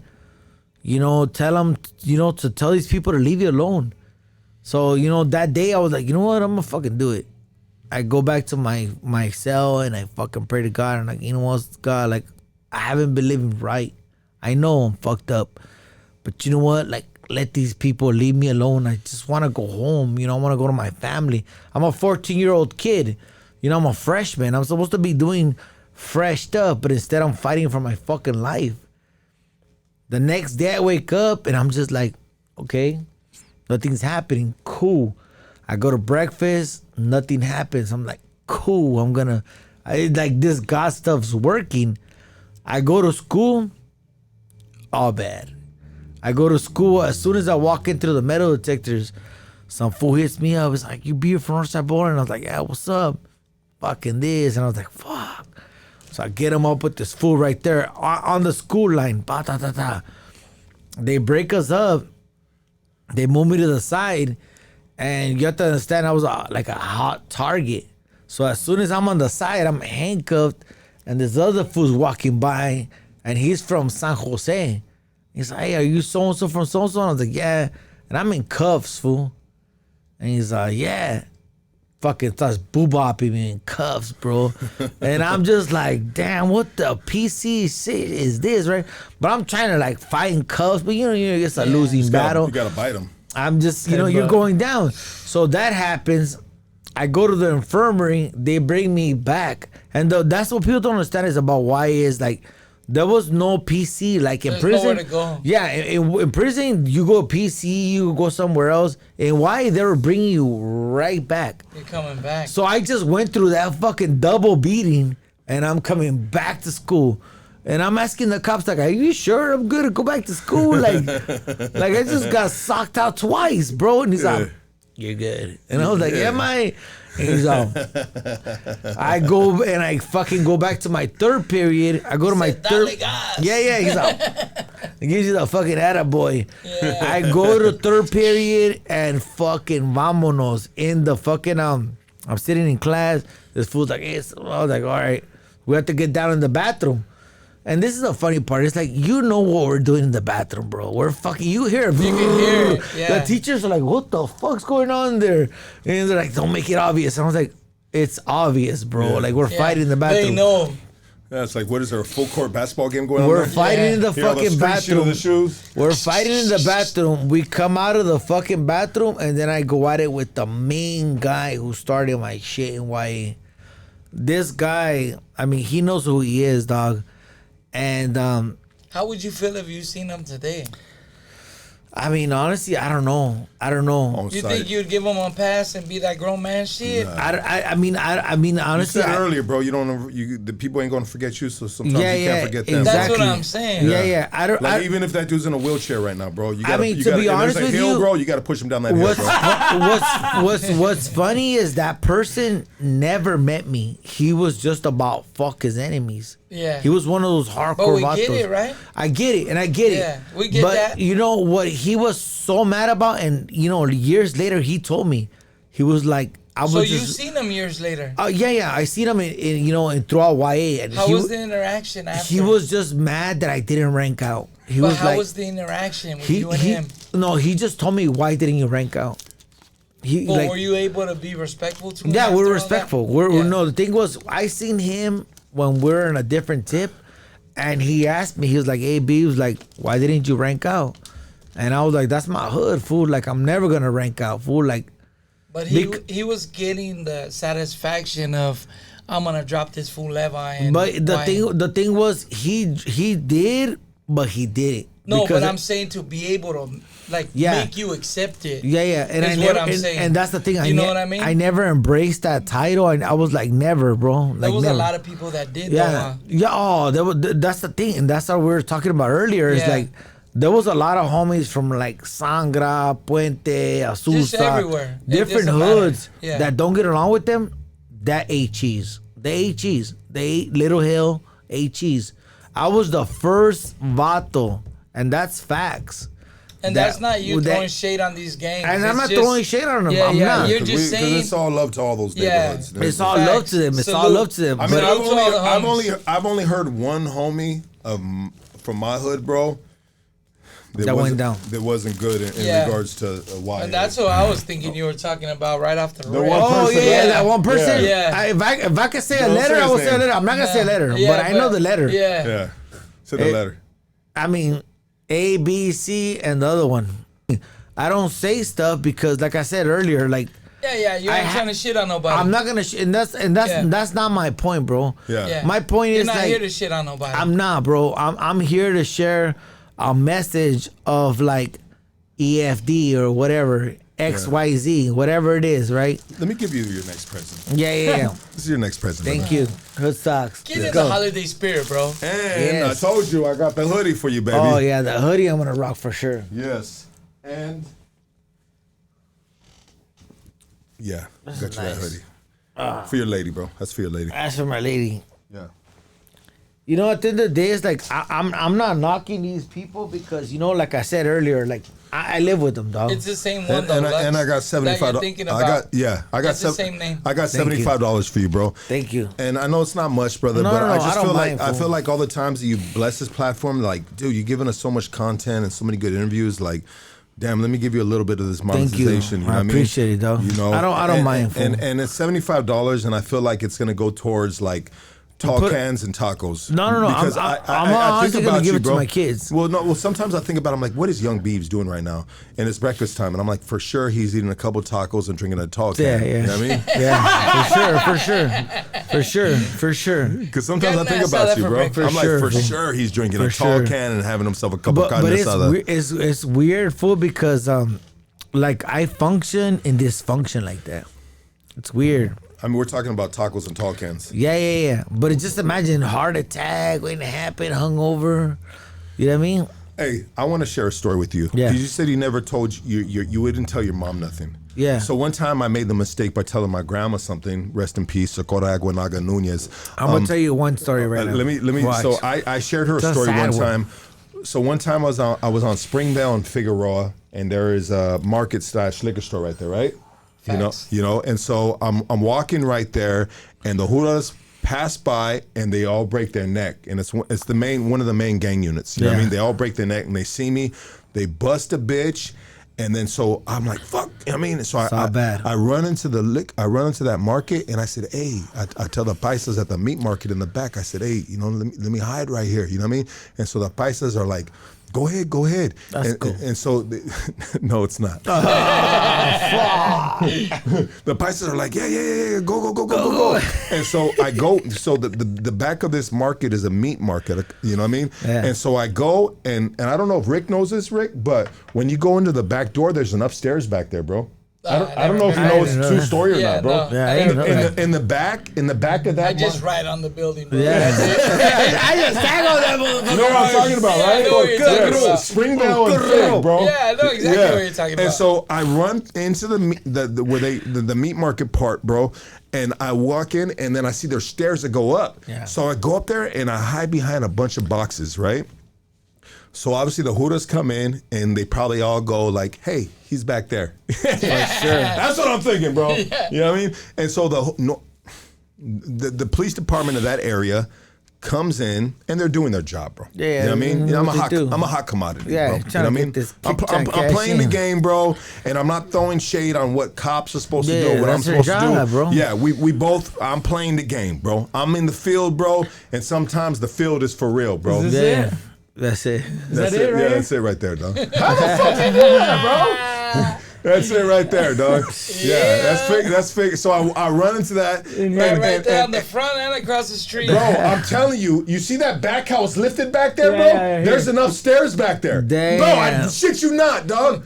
There's enough stairs back there. I never knew that was a 2-story, but back there, it's 2-story right there, dog. That makes Look. sense. Yeah, Never I never noticed been that. back there. I just Yeah. write on it. And so I run upstairs and I hide behind a bunch of boxes, bro. Wow. The Hudas come up, and I don't know how, but now there's like 4 of them, bro. There's like 4 or 5 of them up there, and they're calling me. They're saying, "Lucky, come the fuck out." You know what I mean? It may have not been in those words, but they're calling. They know who I am, bro. Yeah. They're saying, "Get your fucking bop, whoa, whoa." Yeah. And I'm just staying quiet because I'm not there. You know what I mean?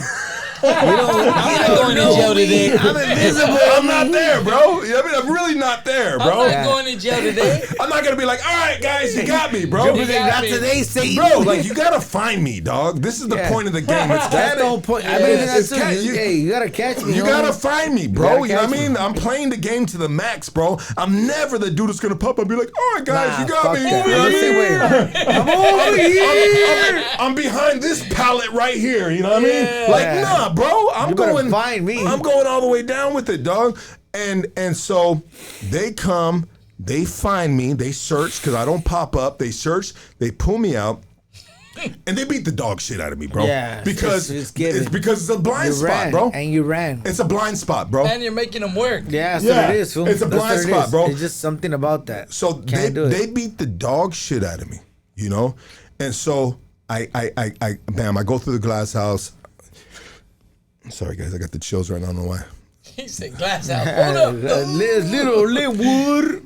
No, downtown LA, Parker Center, Yeah, bro. Parker yeah. Center. From Parker Parker, Center. Center. And so then I go. So now I'm in East Max, you know, and my grandma was like, "Oh, you know, she didn't really do this often because once with my family, once I'm like, I was always on my own, bro. Like, you know what I mean? He's doing, you know, I don't know where he's at. Doing You what know? He's gelling. You know, he's out there. You know what I mean? He's on vacation. Yeah. He's on gonna do what he's vacay. gonna do. You know what I mean? Like nobody ever really like, you know, like, oh, you know. He'll be back soon. Yeah.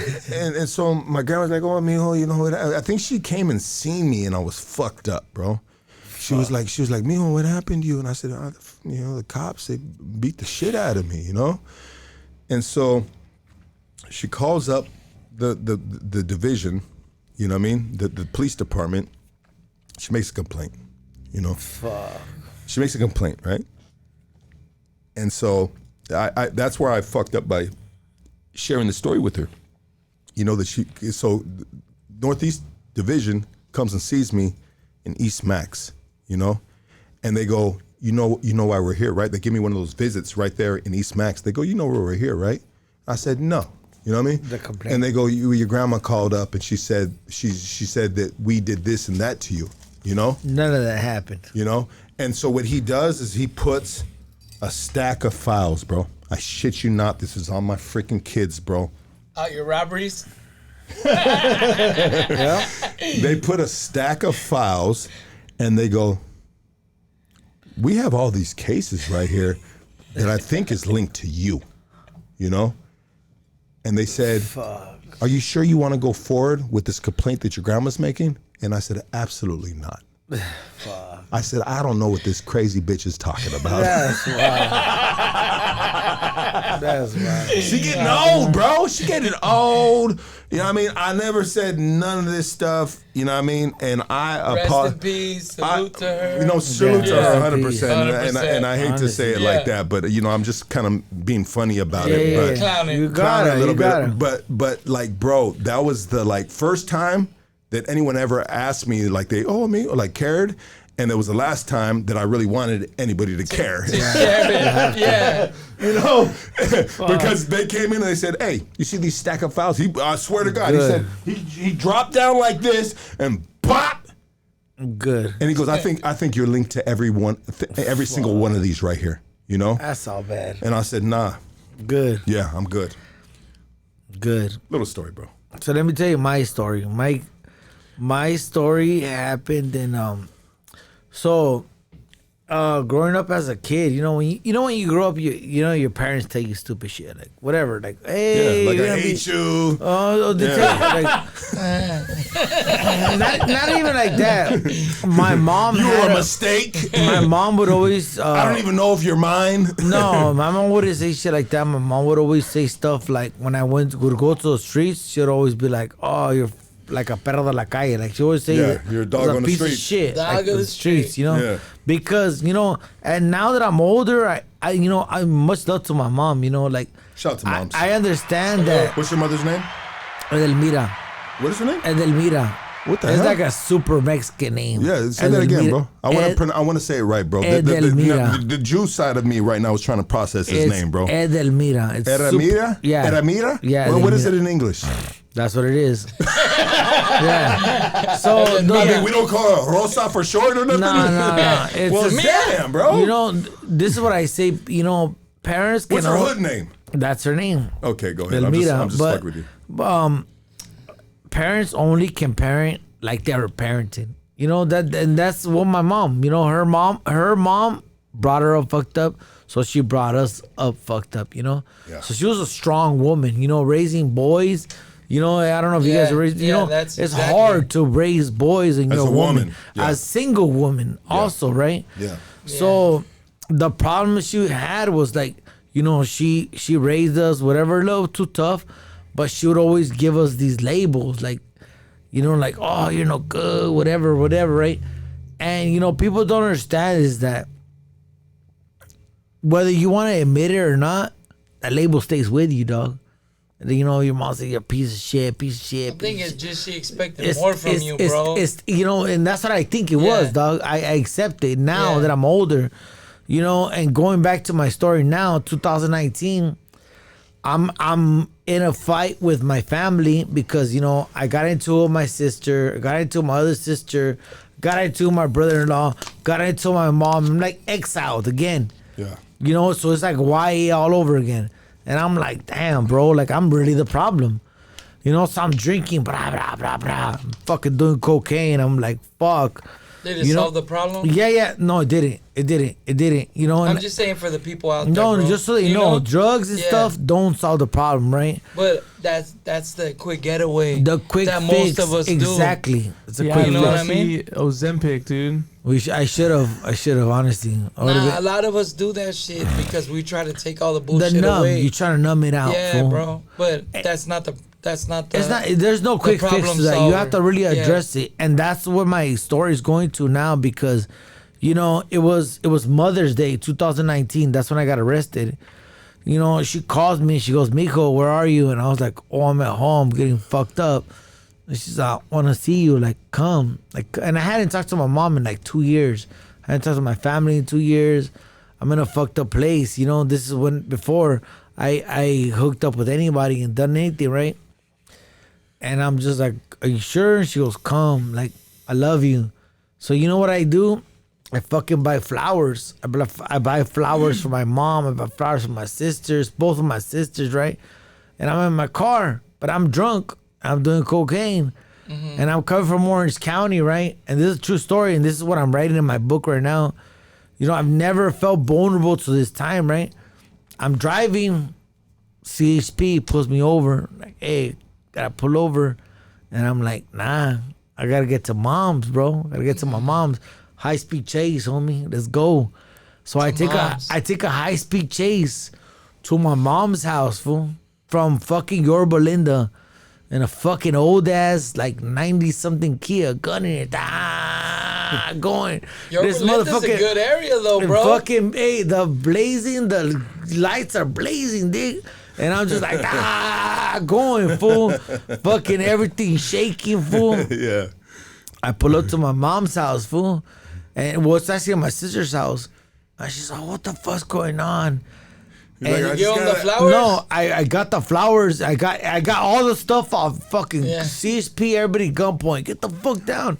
And I told my mom. My mom's fucking slaps me in the face, fool. She said, what the fuck you doing bringing these cops to the house? And I was like, Mom, like, I'm sorry. Like, I'm a piece of shit. You're right, dude. I am a piece of shit. I am. Like, all these years you've been saying it. And you're right. But you know what? I don't want to be a piece of shit no more. Like, this is my flowers. I'm going to go to jail, but I'm going to come back and I'm going to be fucking right, bro. Jeez, let's go. I'm going to be right, bro. Salute. It broke me down, bro. And if I wasn't on some stuff, I would cry, but I don't do that kind of stuff, dog.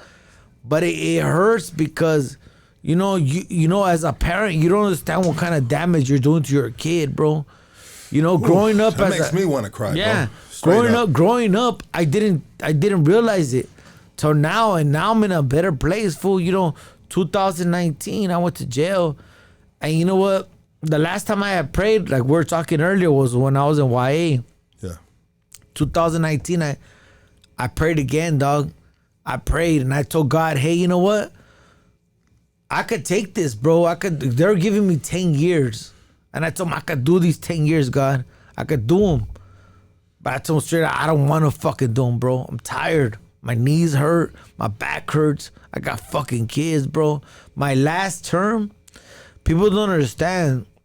I was involved in a lot of shenanigans, fool. So I couldn't even tell people I had kids. Because if I did something bad, they'll kill my kids, bro. Like, I didn't want to put myself in that situation again.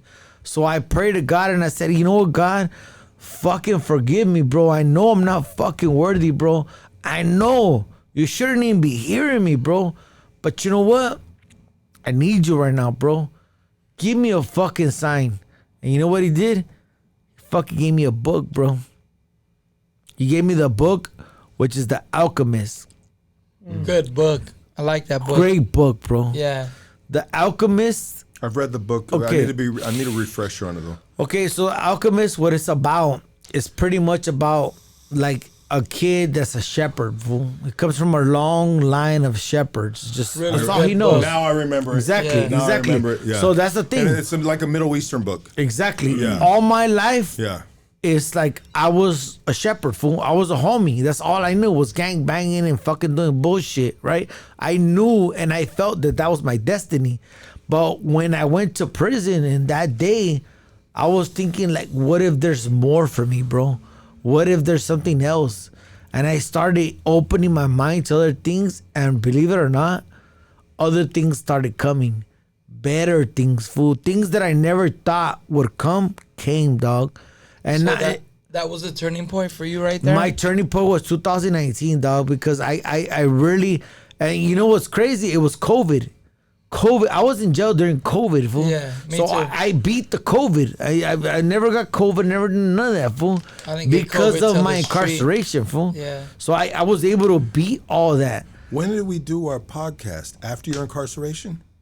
I think so. No, before. I think so. Before? You went to jail afterwards? Yeah, I was out there. Damn, bro. Whoa. You know what? I need to interject, bro. Hey. I need to say this real quick, Rick. I heard someone say something, and I just want to say this real quick. This is why I do hoodstocks right here. That story right there that he shared, Yeah. high speed pursuit Just to give my mom some flowers, fool. to his mom's house, and said, "Mom, you're right. I am a piece of shit." Like, dude, like we this is okay. Yeah, we try to have other races. because we love them all. Yeah. All the stories are just as powerful. You know what I mean? But these are the stories that I've heard forever through the system. These are stories that I might have some similar stories. You know what I mean? Maybe not the same, but just as powerful. Yeah. Rick too, right? Yeah.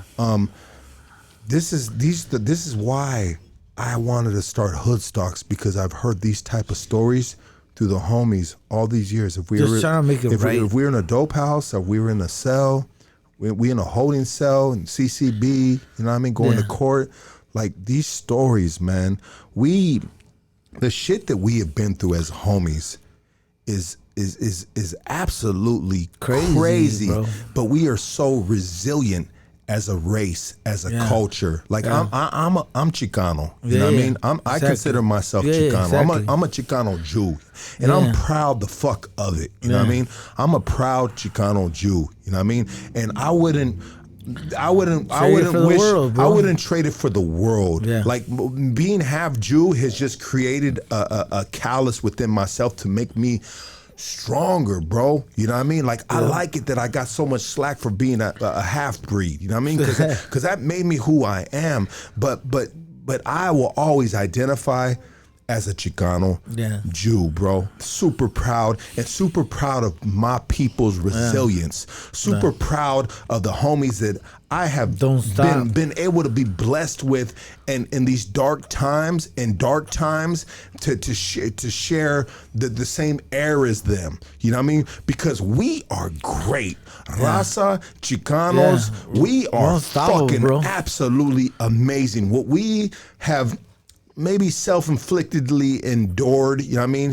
Excuse my lack of wording, but we are so resilient and so powerful. Why? Because we're tribal. We're fucking warriors, bro. From the you gate, know what I mean? From the gate. We're fucking warriors, and we shall succeed. We shall raise up for greatness. And this is why I started Hoodstocks, because of stories like that. Thank you. You almost had me fucking drop a tear on this one, Thank dog. you, fool. And it's Christmas. I'm glad. No. No You know, lie. that's how I tell people. It's like you have to put the same energy into it, bro. Like we were talking earlier, like my company there's like getting slow. Like they're gonna stay at home. Like fool, put that same energy to work, bro. Like we're saying, Droopy. Yeah, for sure. Like put your motherfucking boots on, bro. Put your fucking boots on, bro. I'm going to work right after this podcast, bro. See what I'm saying? That's In what the rain. That's what I'm saying. Like you have to have the mentality. The same way you were out there gang banging and fucking doing stupid shit, do good, bro. And you know, like I feel like you live and you learn, bro. That was my turning point with my mom. I love her, bro. I love her to death. But that was me telling her, like, you know what, she was right. Like I did fuck up a lot. I did make a lot of mistakes. But you know what? Now it's a long process, but I'm on doing it. And like we were saying earlier, it's like the first redeeming yourself. The first step is forgiveness, fool. Like I feel like we don't forgive each other, fool. Like, especially we're me, tough like that. Yeah, especially within our family. Exactly. We hold each other accountable, big time. We For shouldn't. the pettiest shit sometimes. We shouldn't, fool. We But shouldn't. we do. But I think it's a part of the tribalism. It's part of the warrior. It's part of the fucking Which is good, but being super hard. But not on yourself, bro. Like be good on yourself. Like that's how I wanted to come to Hoodstocks on Christmas Eve, because you know you gotta admit, like, hey, nobody perfect, dog. We're gonna make some mistakes. Shit's gonna happen, but you know what? You gotta grow from it. You gotta learn from it, and I feel like I am little by little. I'm embracing more of it, and it's hard. Like when Loka was here, she was saying about the whole stuff with the kids. Like I never wanted the kids to look up to me like that, but now that they are, I'm like, you know, they're messaging me like, "Hey, fool, what do you think about this?" And I'm like, "My G, do it for you. Don't do it for me." Because my speech impacted them so much. Is that an added weight for you to like It continue to strive to do better, even for yourself, and now for these kids that look up to you? It is because, you know, I know that I gotta do right, bro. Because, you know, like if I'm now back in the days, I was just letting myself down, but now if I let everything go to shit, it's me and them, you know. And there's so many people that I've talked to, so many people that I've impacted. And like I said, at the whole thing in Chiques. You know, it's like when I went there, I told them, shit out, you guys were the guys I was fighting. Just imagine us right now, we're fighting to the shit. You know, and I tell them, you know, it's not like back in the days. Back in the days, the staff were doing some fucked up shit. They were spraying you in your balls, fucking getting you naked, like doing some fucked up shit. Spraying under your door, exactly. doing that kind of weird ass shit. They're not doing that now. So I tell them, bro, be thankful. Be thankful you don't got to go through that. And they're like, yeah, but I'm this and I'm that. And I was like, it's cool, bro. It's cool. I get it. We're all in the lifestyle. But you have to remember, there has to be more than this, bro. You can't just let this be your end. Don't let it be your end, bro. I said, because if this is your end, then you're going to get where I'm going to go. And I tell them, bro, where I went, you don't want to be there, bro. You don't want to be in this prison. You don't want to be here. Like, you don't need to get there. And I tell them straight out. I tell them there's nothing. When I was young, it was about going to prison. You know, it was like, oh, I got to go get my stripes.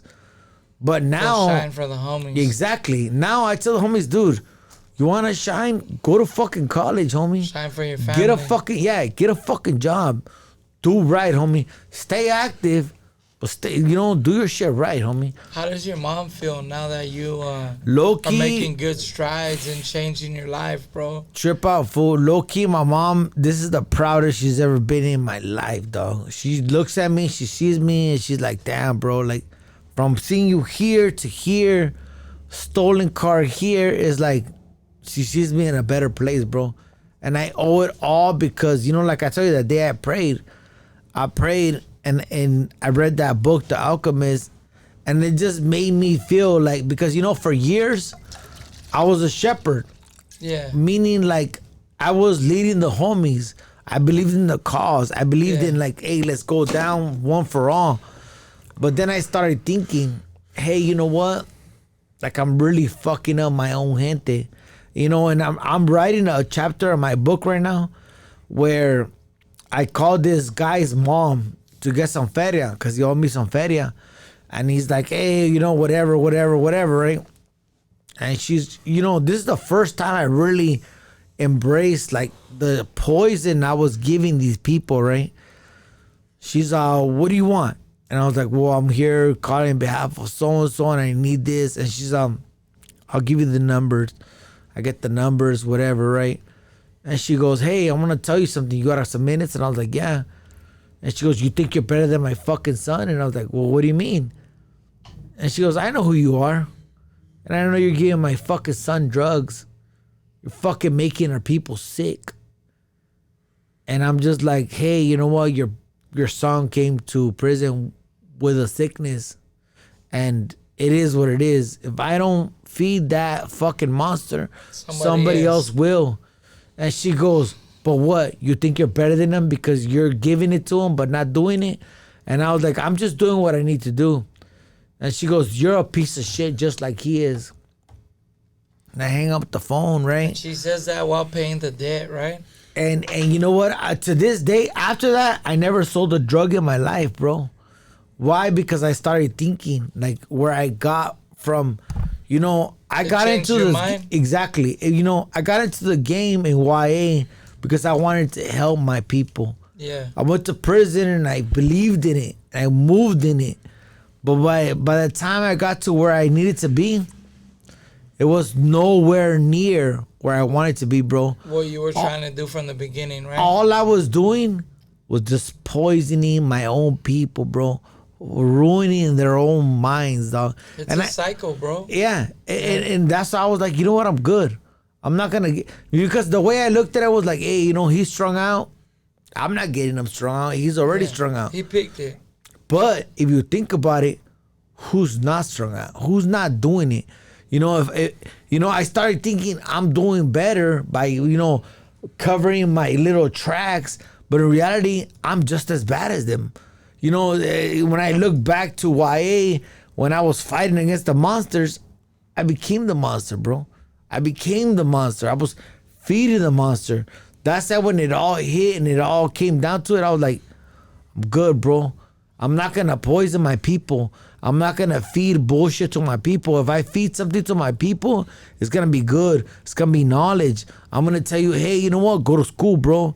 don't fucking pick up that fucking needle. Don't do some bullshit because it's so easy. So easy to do that, bro. It's so quick. That's the easy way out, bro. Yeah. Because even if you think about it, right? Like us in there reading books, right? That shit takes you out. Like you're not in jail no more.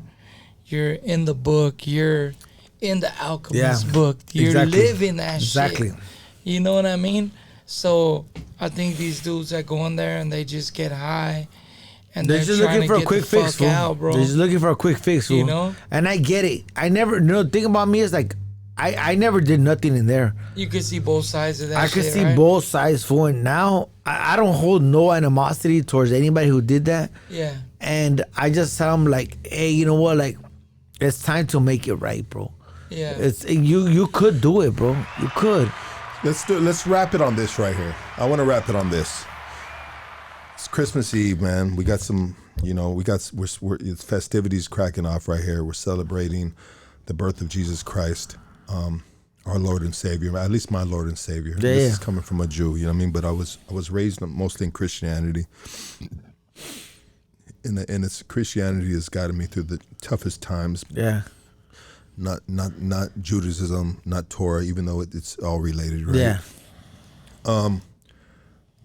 Let's all share our greatest Christmas inside the penitentiary. Okay. Do you have one? Should we start with Drewps? Should we start with you? Drewps and I go. Probably Beavz. Beavz is the man. Hey, how about I start with mine? I'll start with mine. Let's go. Let's hold on. Let's take a quick break. Matter of fact, I'll just talk to the guys while Beavz uses the restroom right now. Okay. You know what I mean? He's been drinking a lot of cookies and drinking a lot of water. Drinking a lot of milk and eating cookies. Hot chocolate. It is like Christmas. The nurse lady in county jail. Drink a lot of water. Yeah, Tylenol for everything, right? Everything is drink a lot of water. Drink a lot of water. Shout out to the Asians, man. Yeah. Shout out to the brothers. Shout out to the Armenians. Shout out to the wood pile. You know what I mean? Shout out to the raza. You know what I mean? Shout out to everybody that supports this platform, man. You know, and honestly, the past 2 weeks have been a little trying for me, but everything is a lesson. You know what I mean? Like sometimes you want to crash out on some shit. You know what I mean? Because you're like, bro, like that didn't even come from my heart. You know what I mean? Like, nah, these dudes ain't gonna press me like this. But at the end of the day, we have to be mindful of individuals, of how they feel, just like we want them to be mindful of how we feel.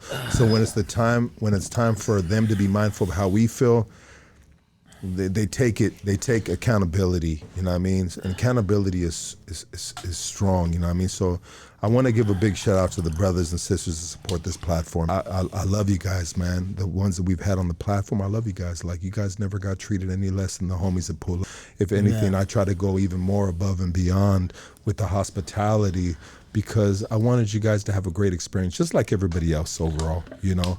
And, you know, we love everybody and we value everybody's story right here in Hoodstocks. And we're looking forward to the new year and having all races on here. With that said, should we start with Let's go. So I'd say, You want to go first? You want me to go first? you go first. Okay. So my best Christmas, and I'll say hands down, it's not in YA. I'm in prison.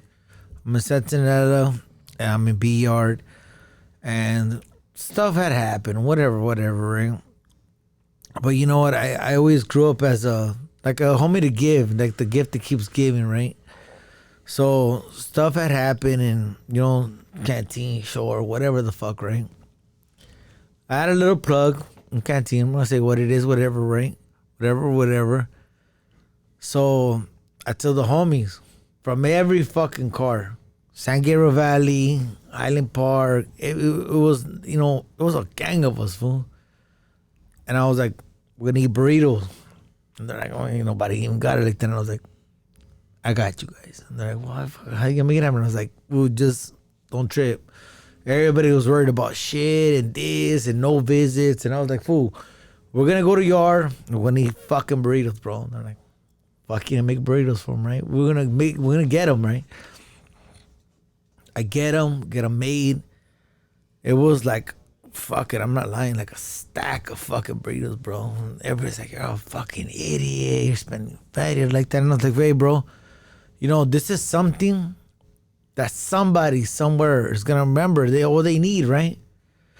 It's a bunch of homies, fool. Like a bunch of us, fool. Like a lot of us. And motherfuckers are hungry, dog. Like hungry. There's homies from Cam right there. You know, and that homie... Shout out to Cam. Shout out to K9. Yeah. Salute. Shout out to homies from Cam. And, you know, different barrios. To this day, they still message me. And they remember that day. Yeah. When I busted out burritos for fucking everybody, dog. Everybody. Because... And they're like, oh, you're doing it to show off. And I was like, nah. I'm doing it because we're in the shitter, bro. We're in the shitter. We ain't got shit. But I want these homies to go back to their cell and have hope, bro. To have hope. To know that, hey, you know what? There's always going to be that one guy that's going to make it right. And it only takes one person to make a change, bro. And when we all fucking pulled up and they're like, oh, what you going to do? You going to ligar la tasur? And I was like, nah, fool. I just want everybody to say thank God, homie. Because if it wasn't for that, none of this would be here, dog. I wouldn't be here. And they're just like, what the fuck? And I was like, yeah. Everybody, bro. Everybody. Grabbed the fucking burrito and gave blessings on Christmas, bro. We're in the shitter. And I was like, hey, I just want you guys to know, like, hey, says everything that happens it's not forever, bro. It's a pastime, bro. I used to read a lot of philosophy. And, you know, one of Marcus Aurelius' fucking most famous things was nothing lasts forever. Everything's a pass by.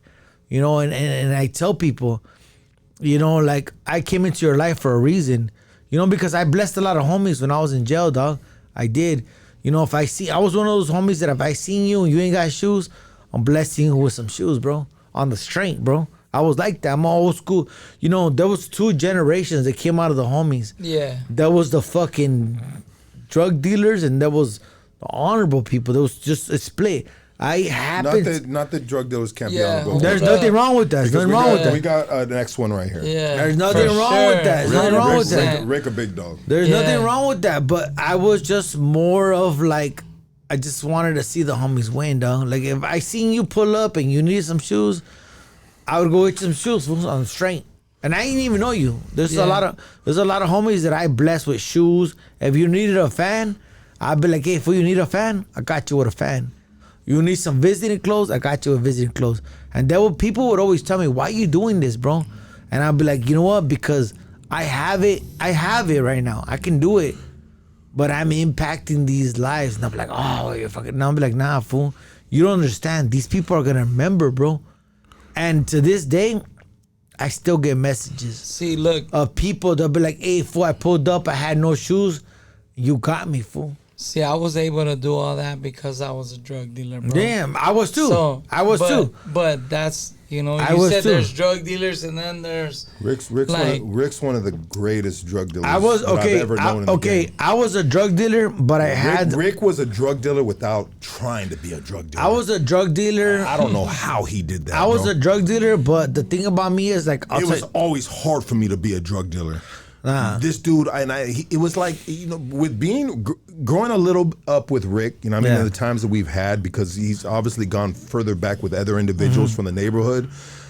But it was always like in the game with Rick, in that part of the game, it was like you were on the court with Michael Jordan. Like, oh, you trying to sell dope? That's good. And then you got this dude on the court. Yeah. It's like, homie, you'd be lucky if you get a layup. Yeah. I want to share mine real quick. Sure.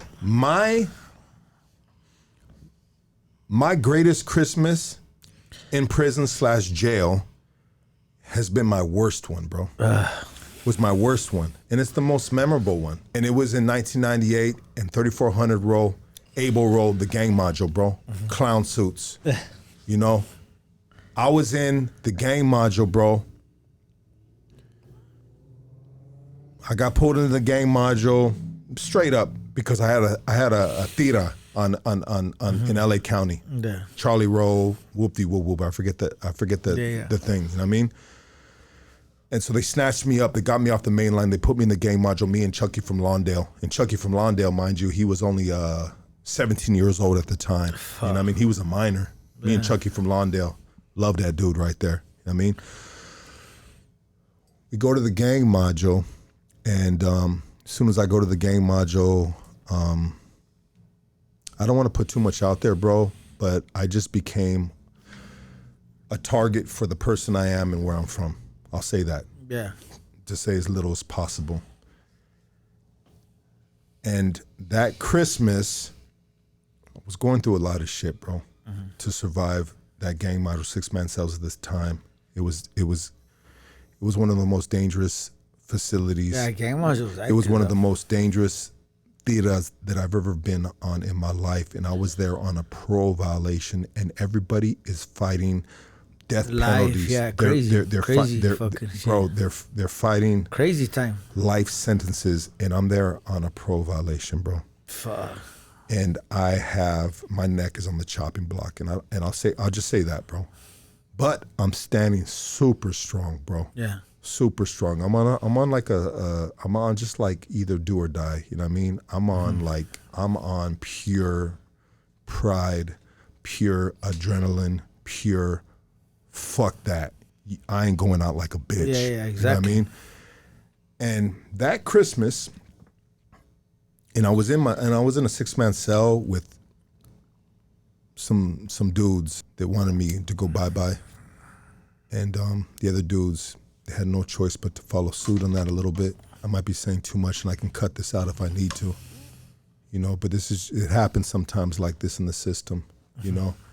And during this Christmas, everybody left the cell to go with their other homies in different cells. Yeah. On the theta. Somehow they were able to do that. They got the unlocks, and they were able to go to different cells. And I'll never forget, I finally was able to just breathe because I was in the cell by myself. I'll never forget his name, and I'm just going to say his name, Junior from, Wicked from Junior Mafia. Wicked from Junior Mafia said, hey, bop, bop, bop. I got a line. It was passed down the theta, and it was carga. And I hate to say this is the worst and the best Christmas ever, but if we're talking about in jail, it's the most traumatic and it's the most memorable one. And I put that shit in a spoon, put some hot water on it. I put some water on it, fucking broke that shit down, bro. I poured it in my nose. Caldito. Yeah. And I just fucking, everything that was going on Went away. It went away, bro. And I sat in that cell by myself, bro. For the circumstances, I had the greatest Christmas ever, bro, because That's at that time the world was against me, bro. Yeah. And I wasn't sure if I was gonna ever make it to the next day because our game is real, dog. You know, I've never gotten my nuts checked that hard, bro. But I realized when I got my nuts checked that hard, I realized that I could rise to the occasion, and I could. I mean, it's not hard to be like, fuck it. I mean, it's easy to be a bitch. Yeah. You know what I mean? It is. But it was easier for me to say, nah, fuck that shit. Right, but that so. Christmas was absolutely amazing. It was by myself, dog. It was one of the, he was a big dog right there that saw, that was able to see, able to see what it was. Yeah. You know? And he shot me that, bro. He didn't have to. And I hate to say that during Christmas I got high and it was the greatest Christmas ever, but it's the most memorable in prison. Yeah. It's just, it's through that moment, bro. I feel like it was that moment, you know, because that tension don't go away, bro. Stays with you forever.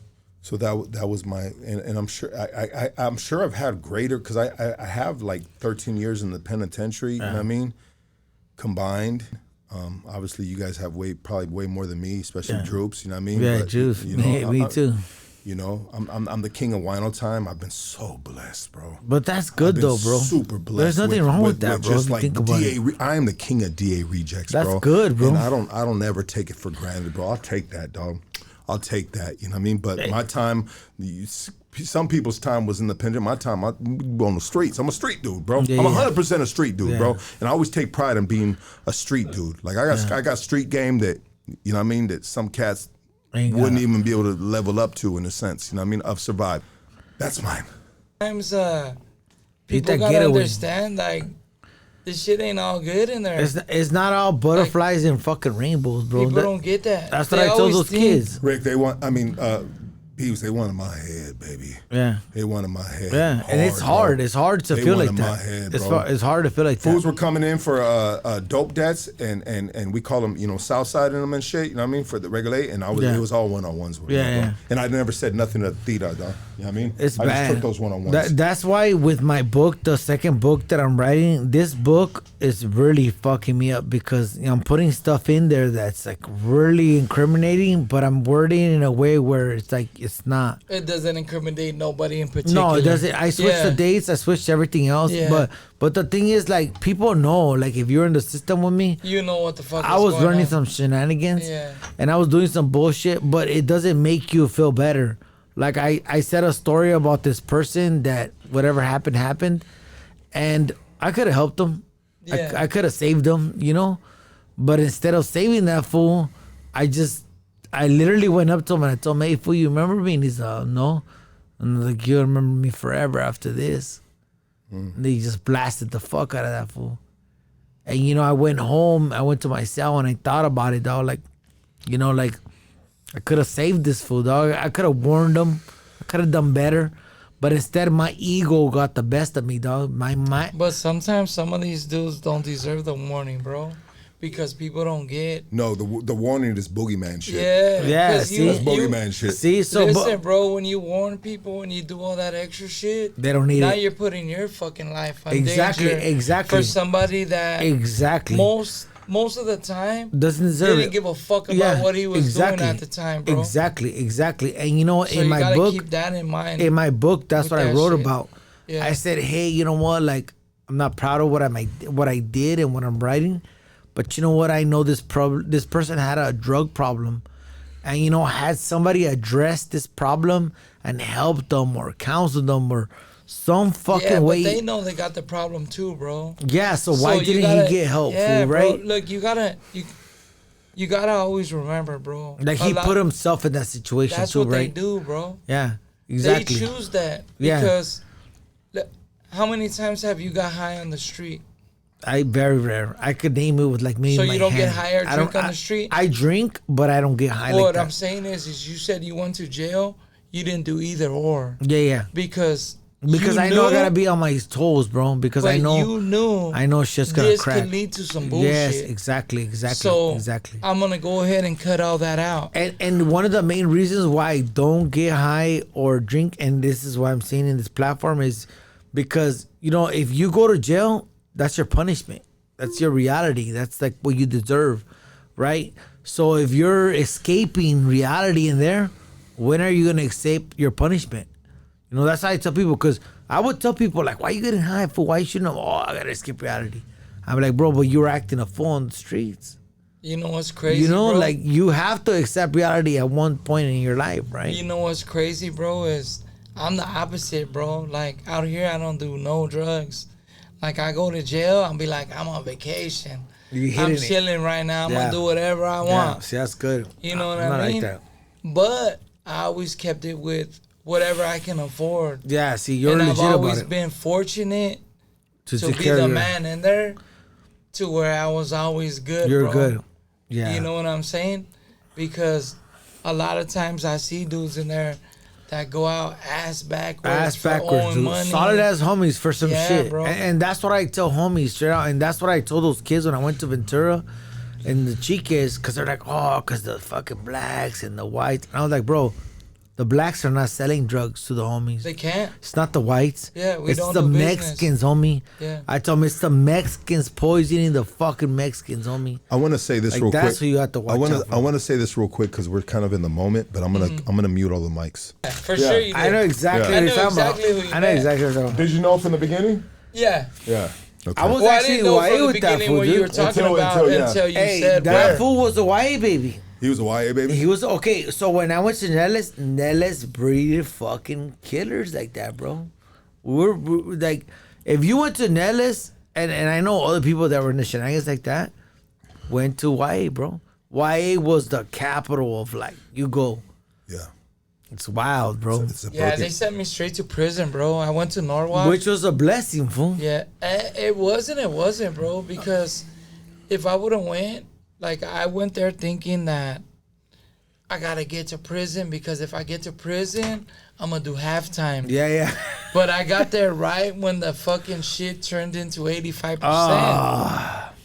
Yeah. So I went there with 5 years, and I was thinking if I I'll stay in do YA, I'm gonna do a fucking grip of time because it's cracking over there. Yeah, it's cracking. So, and this is in 95. Yeah, there was only one of your two of them that went through YA. And real quick, the reason why I said that name from that neighborhood off camera is because that dude ended up rolling it up from the gang. So that's why I had that in my head. And he's actually a known person. He's known for sure. Yeah. But it's, okay, so speaking on that, it's like when your back is against the wall and you're on the shitter, motherfuckers crumble. But a lot of people crumble, bro. And that's what I tell people, really think about what you're doing, bro, because you're putting yourself in a situation where do you have those kind of nuts?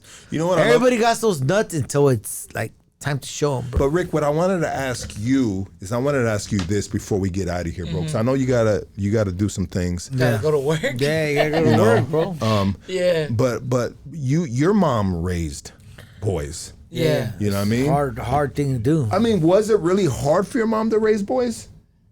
Because she's a different type of woman. Well, the thing is I grew up with my mom like homies. You know what I mean?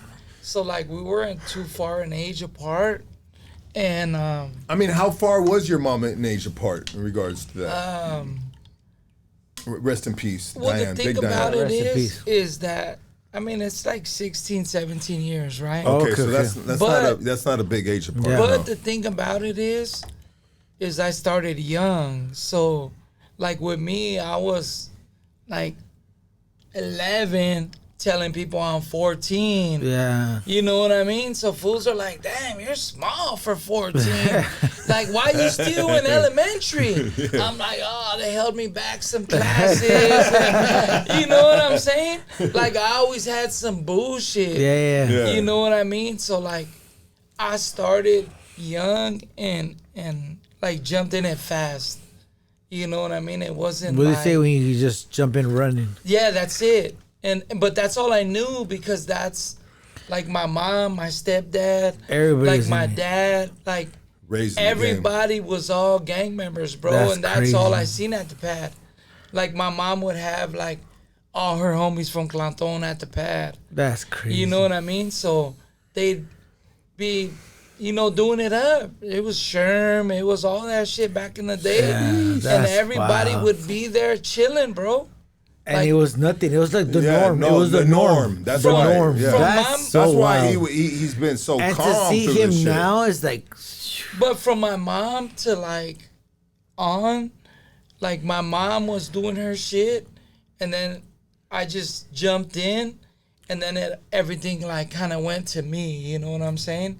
So it was still the same bullshit going on at the pad. There was never a timeout at the pad. Do you think it was hard for your mom to raise boys?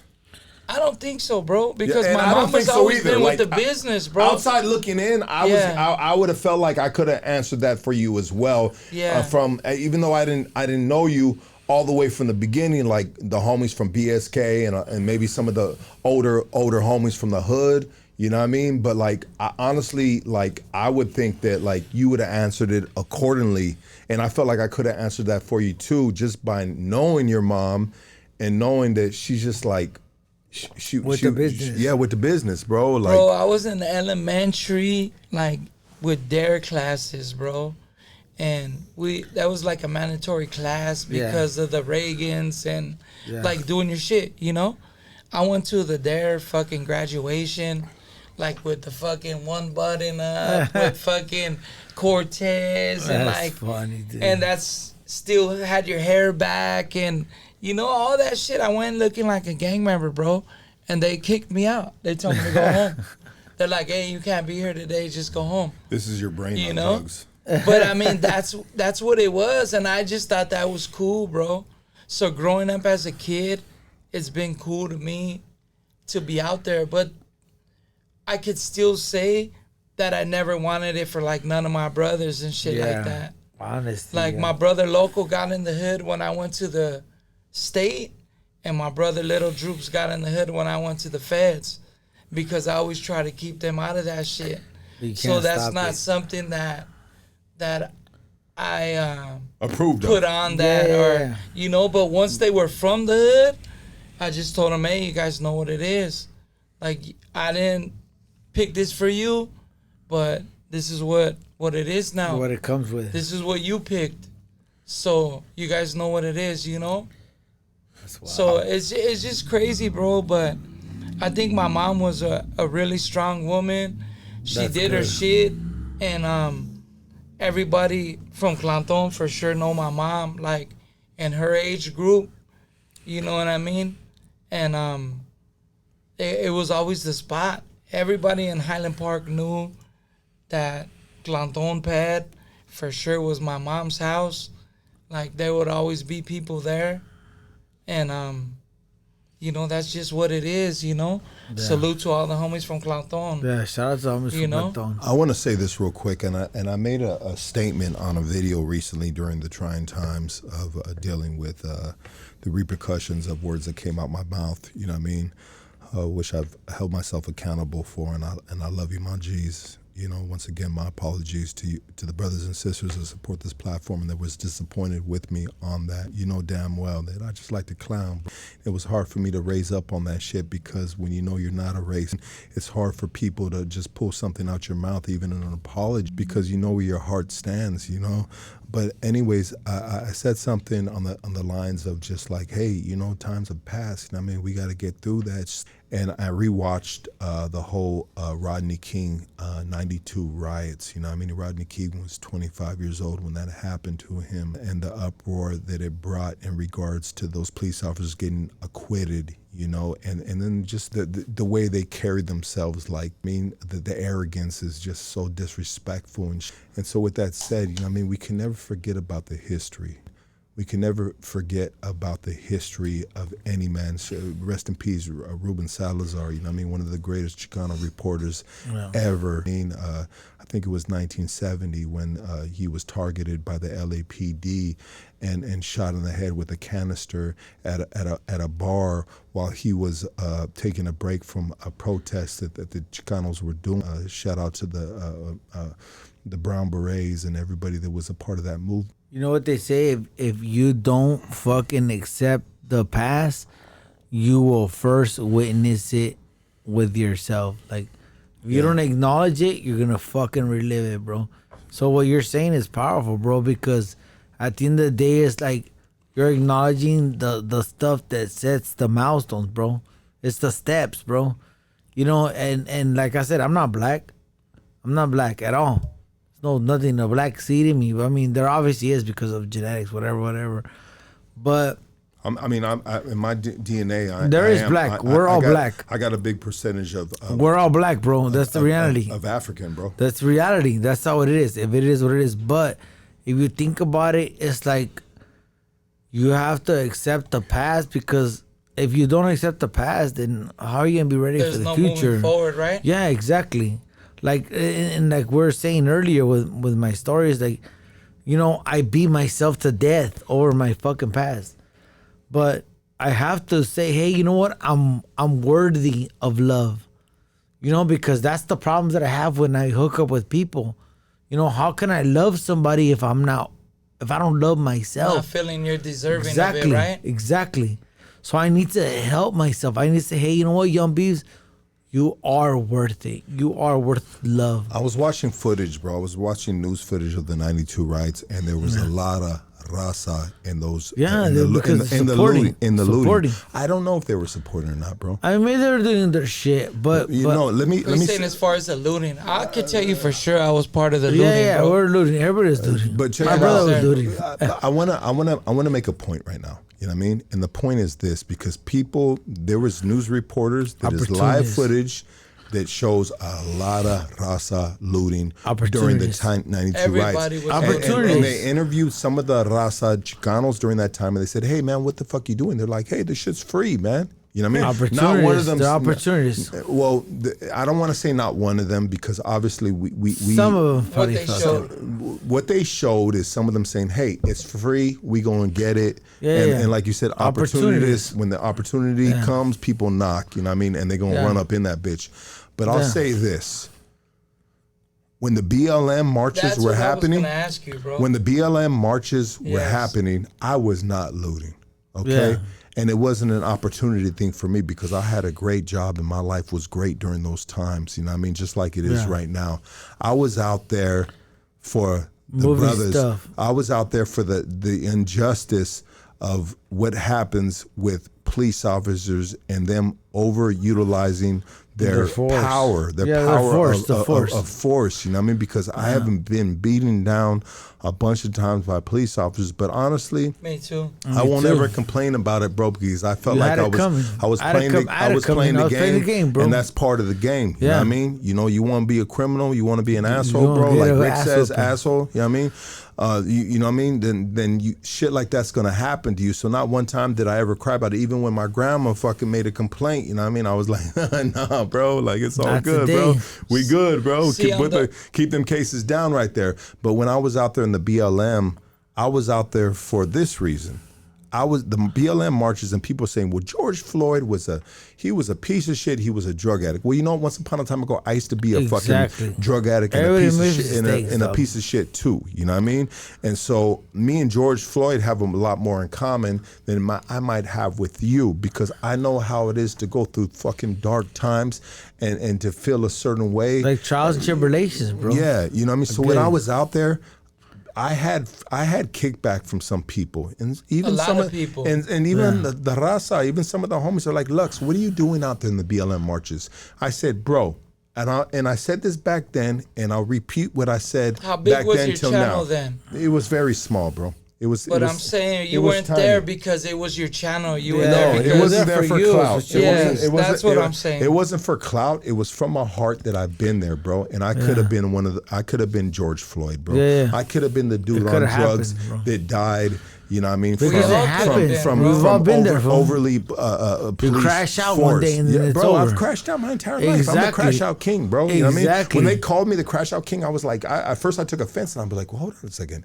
They got me. I've It crashed out all my happens. life, bro. It I've been crashing happens. out all my life on drugs and all the stupidity, ridiculous shit. You know what I mean? But so when I was out there and the homies gave me, some kickback on it, Because of that. I said, bro, this all trickles down to us. What happens to the black community happens to the Latino Exactly. community. It does. You know what I mean? And if we don't stand up it's for, coming to for, us for next. that It's movement, gonna come next, bro. Yeah. we 100% next in line. Facts. Yeah. Facts. That's But facts. that's what I was gonna ask you, Lucky. That was on my mind, and that was one of the questions like I was gonna end with, because I've seen a lot of people throughout there just going on, you're a racist and this and that. But it's not. It's And not like even what- like that though. Like how could Well, this? the thing is, we know it, but Okay, you gotta think about the people that don't know him, bro, I understand Lucky because it's like okay, because you know him. yeah, Lucky is Highland Park.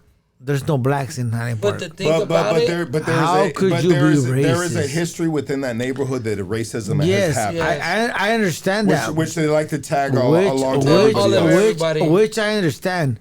But I tell people, like I told those kids, like, how can you hate somebody you don't know?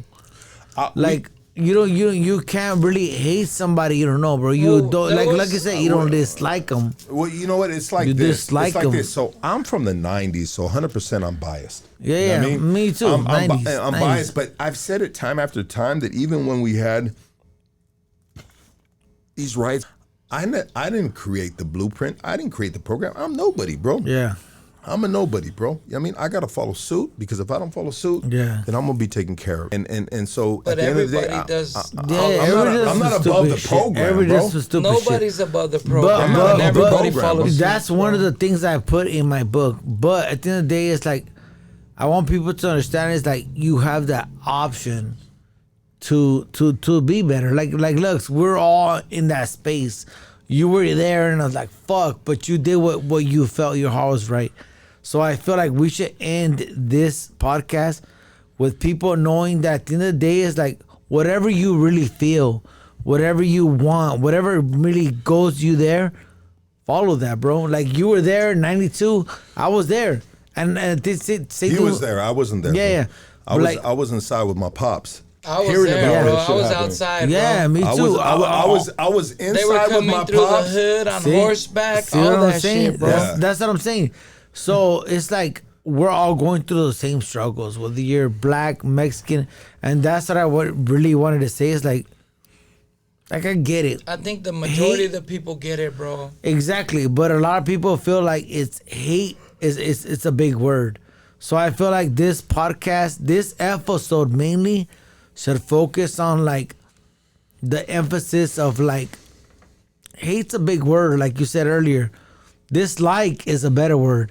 Forgiveness is the best word. So this year, 2026, let's forgive ourselves, bro. Forgive yourself for what you did. Putting yourself in that situation, like, dude, when Drewps was like, I said my daughter's stuff in Texas, I was like, dude, I did. And we that's seen cool the as video too. fuck. It's absolutely amazing. That's what I'm saying. It's like him doing right, bro. So blessed to be out here and be able to do exactly. it, bro. There's Blessed. no. Anyways, I think we've done great right here, guys. Did good. This is I see it. yeah. Merry Holiday Christmas, pod, you holiday filthy pod. animals. Happy holidays to Happy everybody. holidays. Feliz Navidad. Happy holidays. Thank you for tuning in. And I want to leave you guys with this. The first time I came on this platform was on this day, Christmas Eve. Was it? Yeah, it was Christmas Eve. I Oh, crashed man. the fuck out. That's dope. Crashed the fuck out. Whatever happened to that But interview? it fucking went to shit. But You had a baddie with you, bro. I say this. Hey, you know Have you ever what? seen that one, bro? No, I don't know. Hey, I've seen a few of his though. For real. Yeah, I say this. You know I think what? you made me delete it or something. Accept the good with the bad, bro. Like, like I was so hard on myself then, and I'm growing to love myself now. So this year for Christmas, love yourself, homie. Love yourself. Love the good, love the bad. Like, you crash out, you crash out. There's gonna be times you crash out. And I accept it. And I accept it now that I'm better and I'm older in a better place. I'm like, you know what? It is what it is. The people that are gonna love me, they're gonna love me. The people that are gonna hate me, they're gonna hate me no matter what. And I can't change that. So for Christmas this year, I say, people, you know what? Look at each other and, love the people you can love, because hate is a fucked up word. I could hate everybody. I could hate people from Flores. I could hate people from 18, but I don't. I don't because, you know what? Hating somebody is like fucking swallowing poison and hoping that Lucky dies. He's not going to die. Salute to all the Right. homies. I talked to Nelson Grande last night, and Not gonna happen. he called me, and he's the homie that we had on that's Yeah. running for CD1, Northeast Seen Los it. Angeles. I follow them. And he finally called me, bro. He said, Lucky. He says, with great power comes great responsibility. Yeah, Spider-Man, homie. And so with that said, I'm gonna be a little more responsible in the words that come out my mouth. Ah, you got it, bro.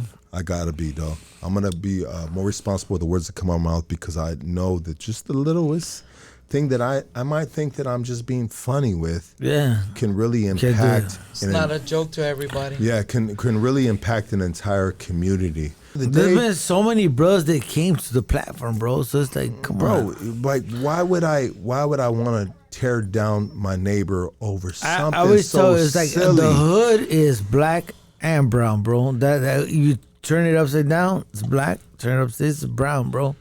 We're on the same boat. We're on the same boat. Yeah, redlining. It's a real thing. Exactly. You White know? man, huh? No, not even the white man shit. It's like, what? Right Where back you? to everybody, bro. Exactly. I wanna We be- all have that struggle, bro. And Man, so no more gay jokes then. I mean, until I That's start just- getting shitted on by legs. Yeah. No, I'm just playing. Somebody's gonna shit. I on mean, you. everybody. I got friends that are gay, bro. I ain't I tripping. do you know too. what I mean? There's nothing wrong with that. Yeah, though. like I'm not Nothing tripping wrong on them. I mean, I just don't want to see no fucking crazy shit in front of me. You know what I mean? Because I'm not subscribed to that. You know. Yeah. But anyways, I want to give. I've always said this is the hood Howard Stern. But as we grow, with great power comes responsibility, and the power comes in numbers. And I need to be a little more responsible. Am I going to water it down? No, dog. but I'll most definitely choose my words wisely because I don't want to create division within my own community, dog. Exactly. You know what I mean? Get it. That's Straight a great up. thing, bro. That's a great thing, though. Real talk. Yeah. Rick, talk to us. No, that's good, bro. And I think honestly, that was one of my questions to you, bro, about the BLM, because I've seen a lot of people Backlash. portraying you as just racist without like knowing you, without They're knowing just the jumping the platform. gun. Jumping the gun, bro. Well, Well, It's the just- it's thing a fun- is it's they a didn't fun know the topic, right? platform. It's Well, a- it's easy because It's easy. It's listen, easy. how many people reposted what we did with Loka and the Stupid. giveaway, the toy drive? Nobody. Nobody. Everybody But if we come reposted in the here racist shitting stuff. on anybody or Repost all making day. jokes or doing whatever, it's gonna get reposted every day, And it bro. sucks. It sucks it's- that we live in an environment like Well, that. it's easy to pin the tail on the donkey, but I'm Yeah. not a donkey, bro. Yeah. But you So know how it is. you're pinning a tail on the wrong fucking Yeah, animal, bro. yeah. You know what I mean? Yeah, but it's easy to. The thing about it is, bro, is with a lot of this shit, is people attract to negativity, bro. Yeah. So if you're positive, if we went and did food drives, Ain't nobody we've had a posting bunch that of shit. people here from different races, all races, Right? Yeah. You know that, right? and everybody having a great time, bro. You know what I mean? Nobody's reposting. I think we've in the history of Hoodstocks, we probably had maybe like 2 or 3 pods that kind of went in a different direction. I mean, how many episodes we at? Where we at episode right now? Like, shit, I have to look it up. Yeah, we're almost Some crazy 500. number, bro. Almost 500, We're yeah. almost at 500 episodes, So bro. I'm saying Like, with come on. 500 Come on. episodes and maybe They have really like. missed the good ones. Yeah. But the thing about it I'm is, just saying, it's all fucking bullshit. Fuck all you guys. Yeah. Thank you, I stand Casey. with Lucky, and it breaks my heart that you guys are trying to fucking call him this or that. Cause fuck you. Thank you, Casey. nah, I mean everybody's Straight up, we're gonna, not sensitive to any fucking bullshit. Fuck you guys. but everybody's gonna feel how they my feel, dog. bro. And Yeah. there's no way to well, fuck them, sugarcoat that. Drewps. Like I said, fuck them again. Casey, they're gonna come get your little Come hat get ass. my ass, Yeah. dude. You can't cancel shit, They're dude. gonna catch it. It ain't about I canceling. already ride bro. a fucking scooter, homie. Take my scooter. I'll walk. How about that? Take for somebody who don't got They already shit took left. your Tesla, How about that? bro. You fucking Mexican tortilla scratchers. You gotta There you stop go. this, bro. This was gonna get himself beat up in He said somebody's it. head for Bullshit, no dude. reason. It's all fucking bullshit. Nah, we know it's bullshit, bro. But at the end of the I'm day, not apologizing. You don't have to. It's on me, bro. It's not. And I Fuck, already. it makes me so fucking mad. It's bullshit. Nah, but the thing about it is you gotta remember It's there's- fake outrage. It's fake. but It's not no, real. But some people could be outraged. No, bro. they're not outraged How because do you know? How do you know? because you have nobodies know? trying to call fades for No, Lucky. but These think are about nobodies. it. But What the think fuck? about it, That's bro. exactly why. Not No. Blueface didn't say shit. Why? Because he didn't care. Yeah. That's who we were talking about. If he said a statement, then it would make sense. But guess what? He did. A whole bunch of nobodies jumped on a fucking Well, you train. gotta think That's about it, it. though. No, that's true. But you I could thought never- about it for fucking weeks. It's bullshit. Thank you, Yeah, Casey. but you can never say No, I how understand somebody's what Casey- supposed Yeah. to feel, bro. Exactly You that know, too. because Dog. we see other people do different shit on there that we're not cool with. Do we call it out? Do we do all the extra shit? No, we don't. Not everybody. Bro, there's no But there is excuses. some people that do, bro. So you can't feel And you don't or cater tell to somebody them. how to feel. You don't cater to some. Nobody's saying to cater to anybody. But what I'm saying is you can't tell nobody how to feel about whatever. Yeah. And if somebody just shows you something negative about somebody, and that's all you know about them, that's what you're gonna take in, bro. Yeah. 100%. And fuck if 'em. somebody just showed you like, hey, look at this, Casey, and it was something negative about you, the first thing you're gonna say is fuck them. Well, I'm gonna be Because like, you don't care. yeah. Do you but see that's what all I'm fake. saying? But that's what I'm saying. You have. But it's not fake because it's something It that is was said, bro. because they're influencers. Okay, it's a joke about something that's But not in the everybody 90s. understands it's a joke, bro. Okay, then they don't Because understand the context. So of then they're course wrong. they don't. So then, then they're wrong. Yeah, I'm not saying they're right, but it's at the same time they're not wrong for But if feeling the way they do So, Casey, if they don't understand the context, then I could potentially be wrong. because it's out of context. But So did if it- you catch something out of I can see that context, potentially. You see, you come on, But Casey, yeah, you're but a if you smart just say man. like this part, it's like But I know, it's just because I'm anybody, so you close can show to it. You know anybody what it is? any It's part. Casey- You've been here, bro. Casey- You understand it. Casey, well, he knows us. That's what I'm saying. Because He's here I with am us. him, bro. I Yeah. am him. And But you see it? if me and him were just like fucking some racist piece of shits, Yeah. Casey wouldn't even He say wouldn't shit. be here. Think No, about he all the wouldn't. people we have here, bro. Casey wouldn't say shit because Casey don't ever say shit for him to feel fucking pop off like that, Well, like he's pissed. And Drewby, I don't care about how to dissuade how somebody feels in No, of fucking course. Antarctica. I don't give a fuck. I get that, bro. But Cause it's bullshit. but It's all I'm fake. saying It's you've fake seen other outrage. shit. Have you ever seen something on the news or anywhere and been outraged No. without getting the whole context of what was said? You've seen people clip shit. You've seen people do different things, and you know can understand. that it is a ploy to get someone to get do that. something. We get this it. was all Adam 22 to get Lucky to apologize. That's all it is. Yeah, that's 100%. And he That's all it won. is. And he won, bro. And yeah, and it breaks my fucking heart that the fucking black general, fucking Adam 22, whatever. He won, bro. It's all good. He The won, thing bro. about it is, He bro, won, is dog. you can never. And sometimes I gotta just like admit it for what it is, bro. He actually won, bro. And what's more important is me, dog. What's more important to me is to keep the peace within me, us, and the brothers. Yeah. It's like you said, bro. Ain't I gotta nobody keep- bigger than the I gotta program, keep the bro. peace, bro. We Keep all an in eye this on I shit it. gotta together, bro. keep the peace. I have a responsibility right here, bro. Yeah, he can act. Adam 22 can act a buffoon, bro. But I have to just take the high You gotta road. step up, man. It's okay. And I gotta just like, all right, bro, you won this one, bro. You got all these brothers outraged, and you know what, brother? You Instagram influencers. But I wonder how many Not people real are gonna people. be outraged about what he did Not real on his people. show, bro. exactly. He won, bro. He won, and you know what? I'm gonna give him this W right here, bro. Straight up. But at the end of the day, But they say you win the battle, but you lose the war. So we're going for the war. He won a battle. And it's I don't. okay. I just don't want. I don't honestly, bro. I don't want nobody to get hurt over some stupid bullshit. shit, bro. Yeah, that's true. Because I just like the boy 40 Sporty 40, and shout out to the 40s, bro. Sporty face. Yeah, shout out to them brothers. You know what I mean? Bro, like I'm not a youngster, dog. You know what I mean? I'm kind of like a dude that's been around for a minute.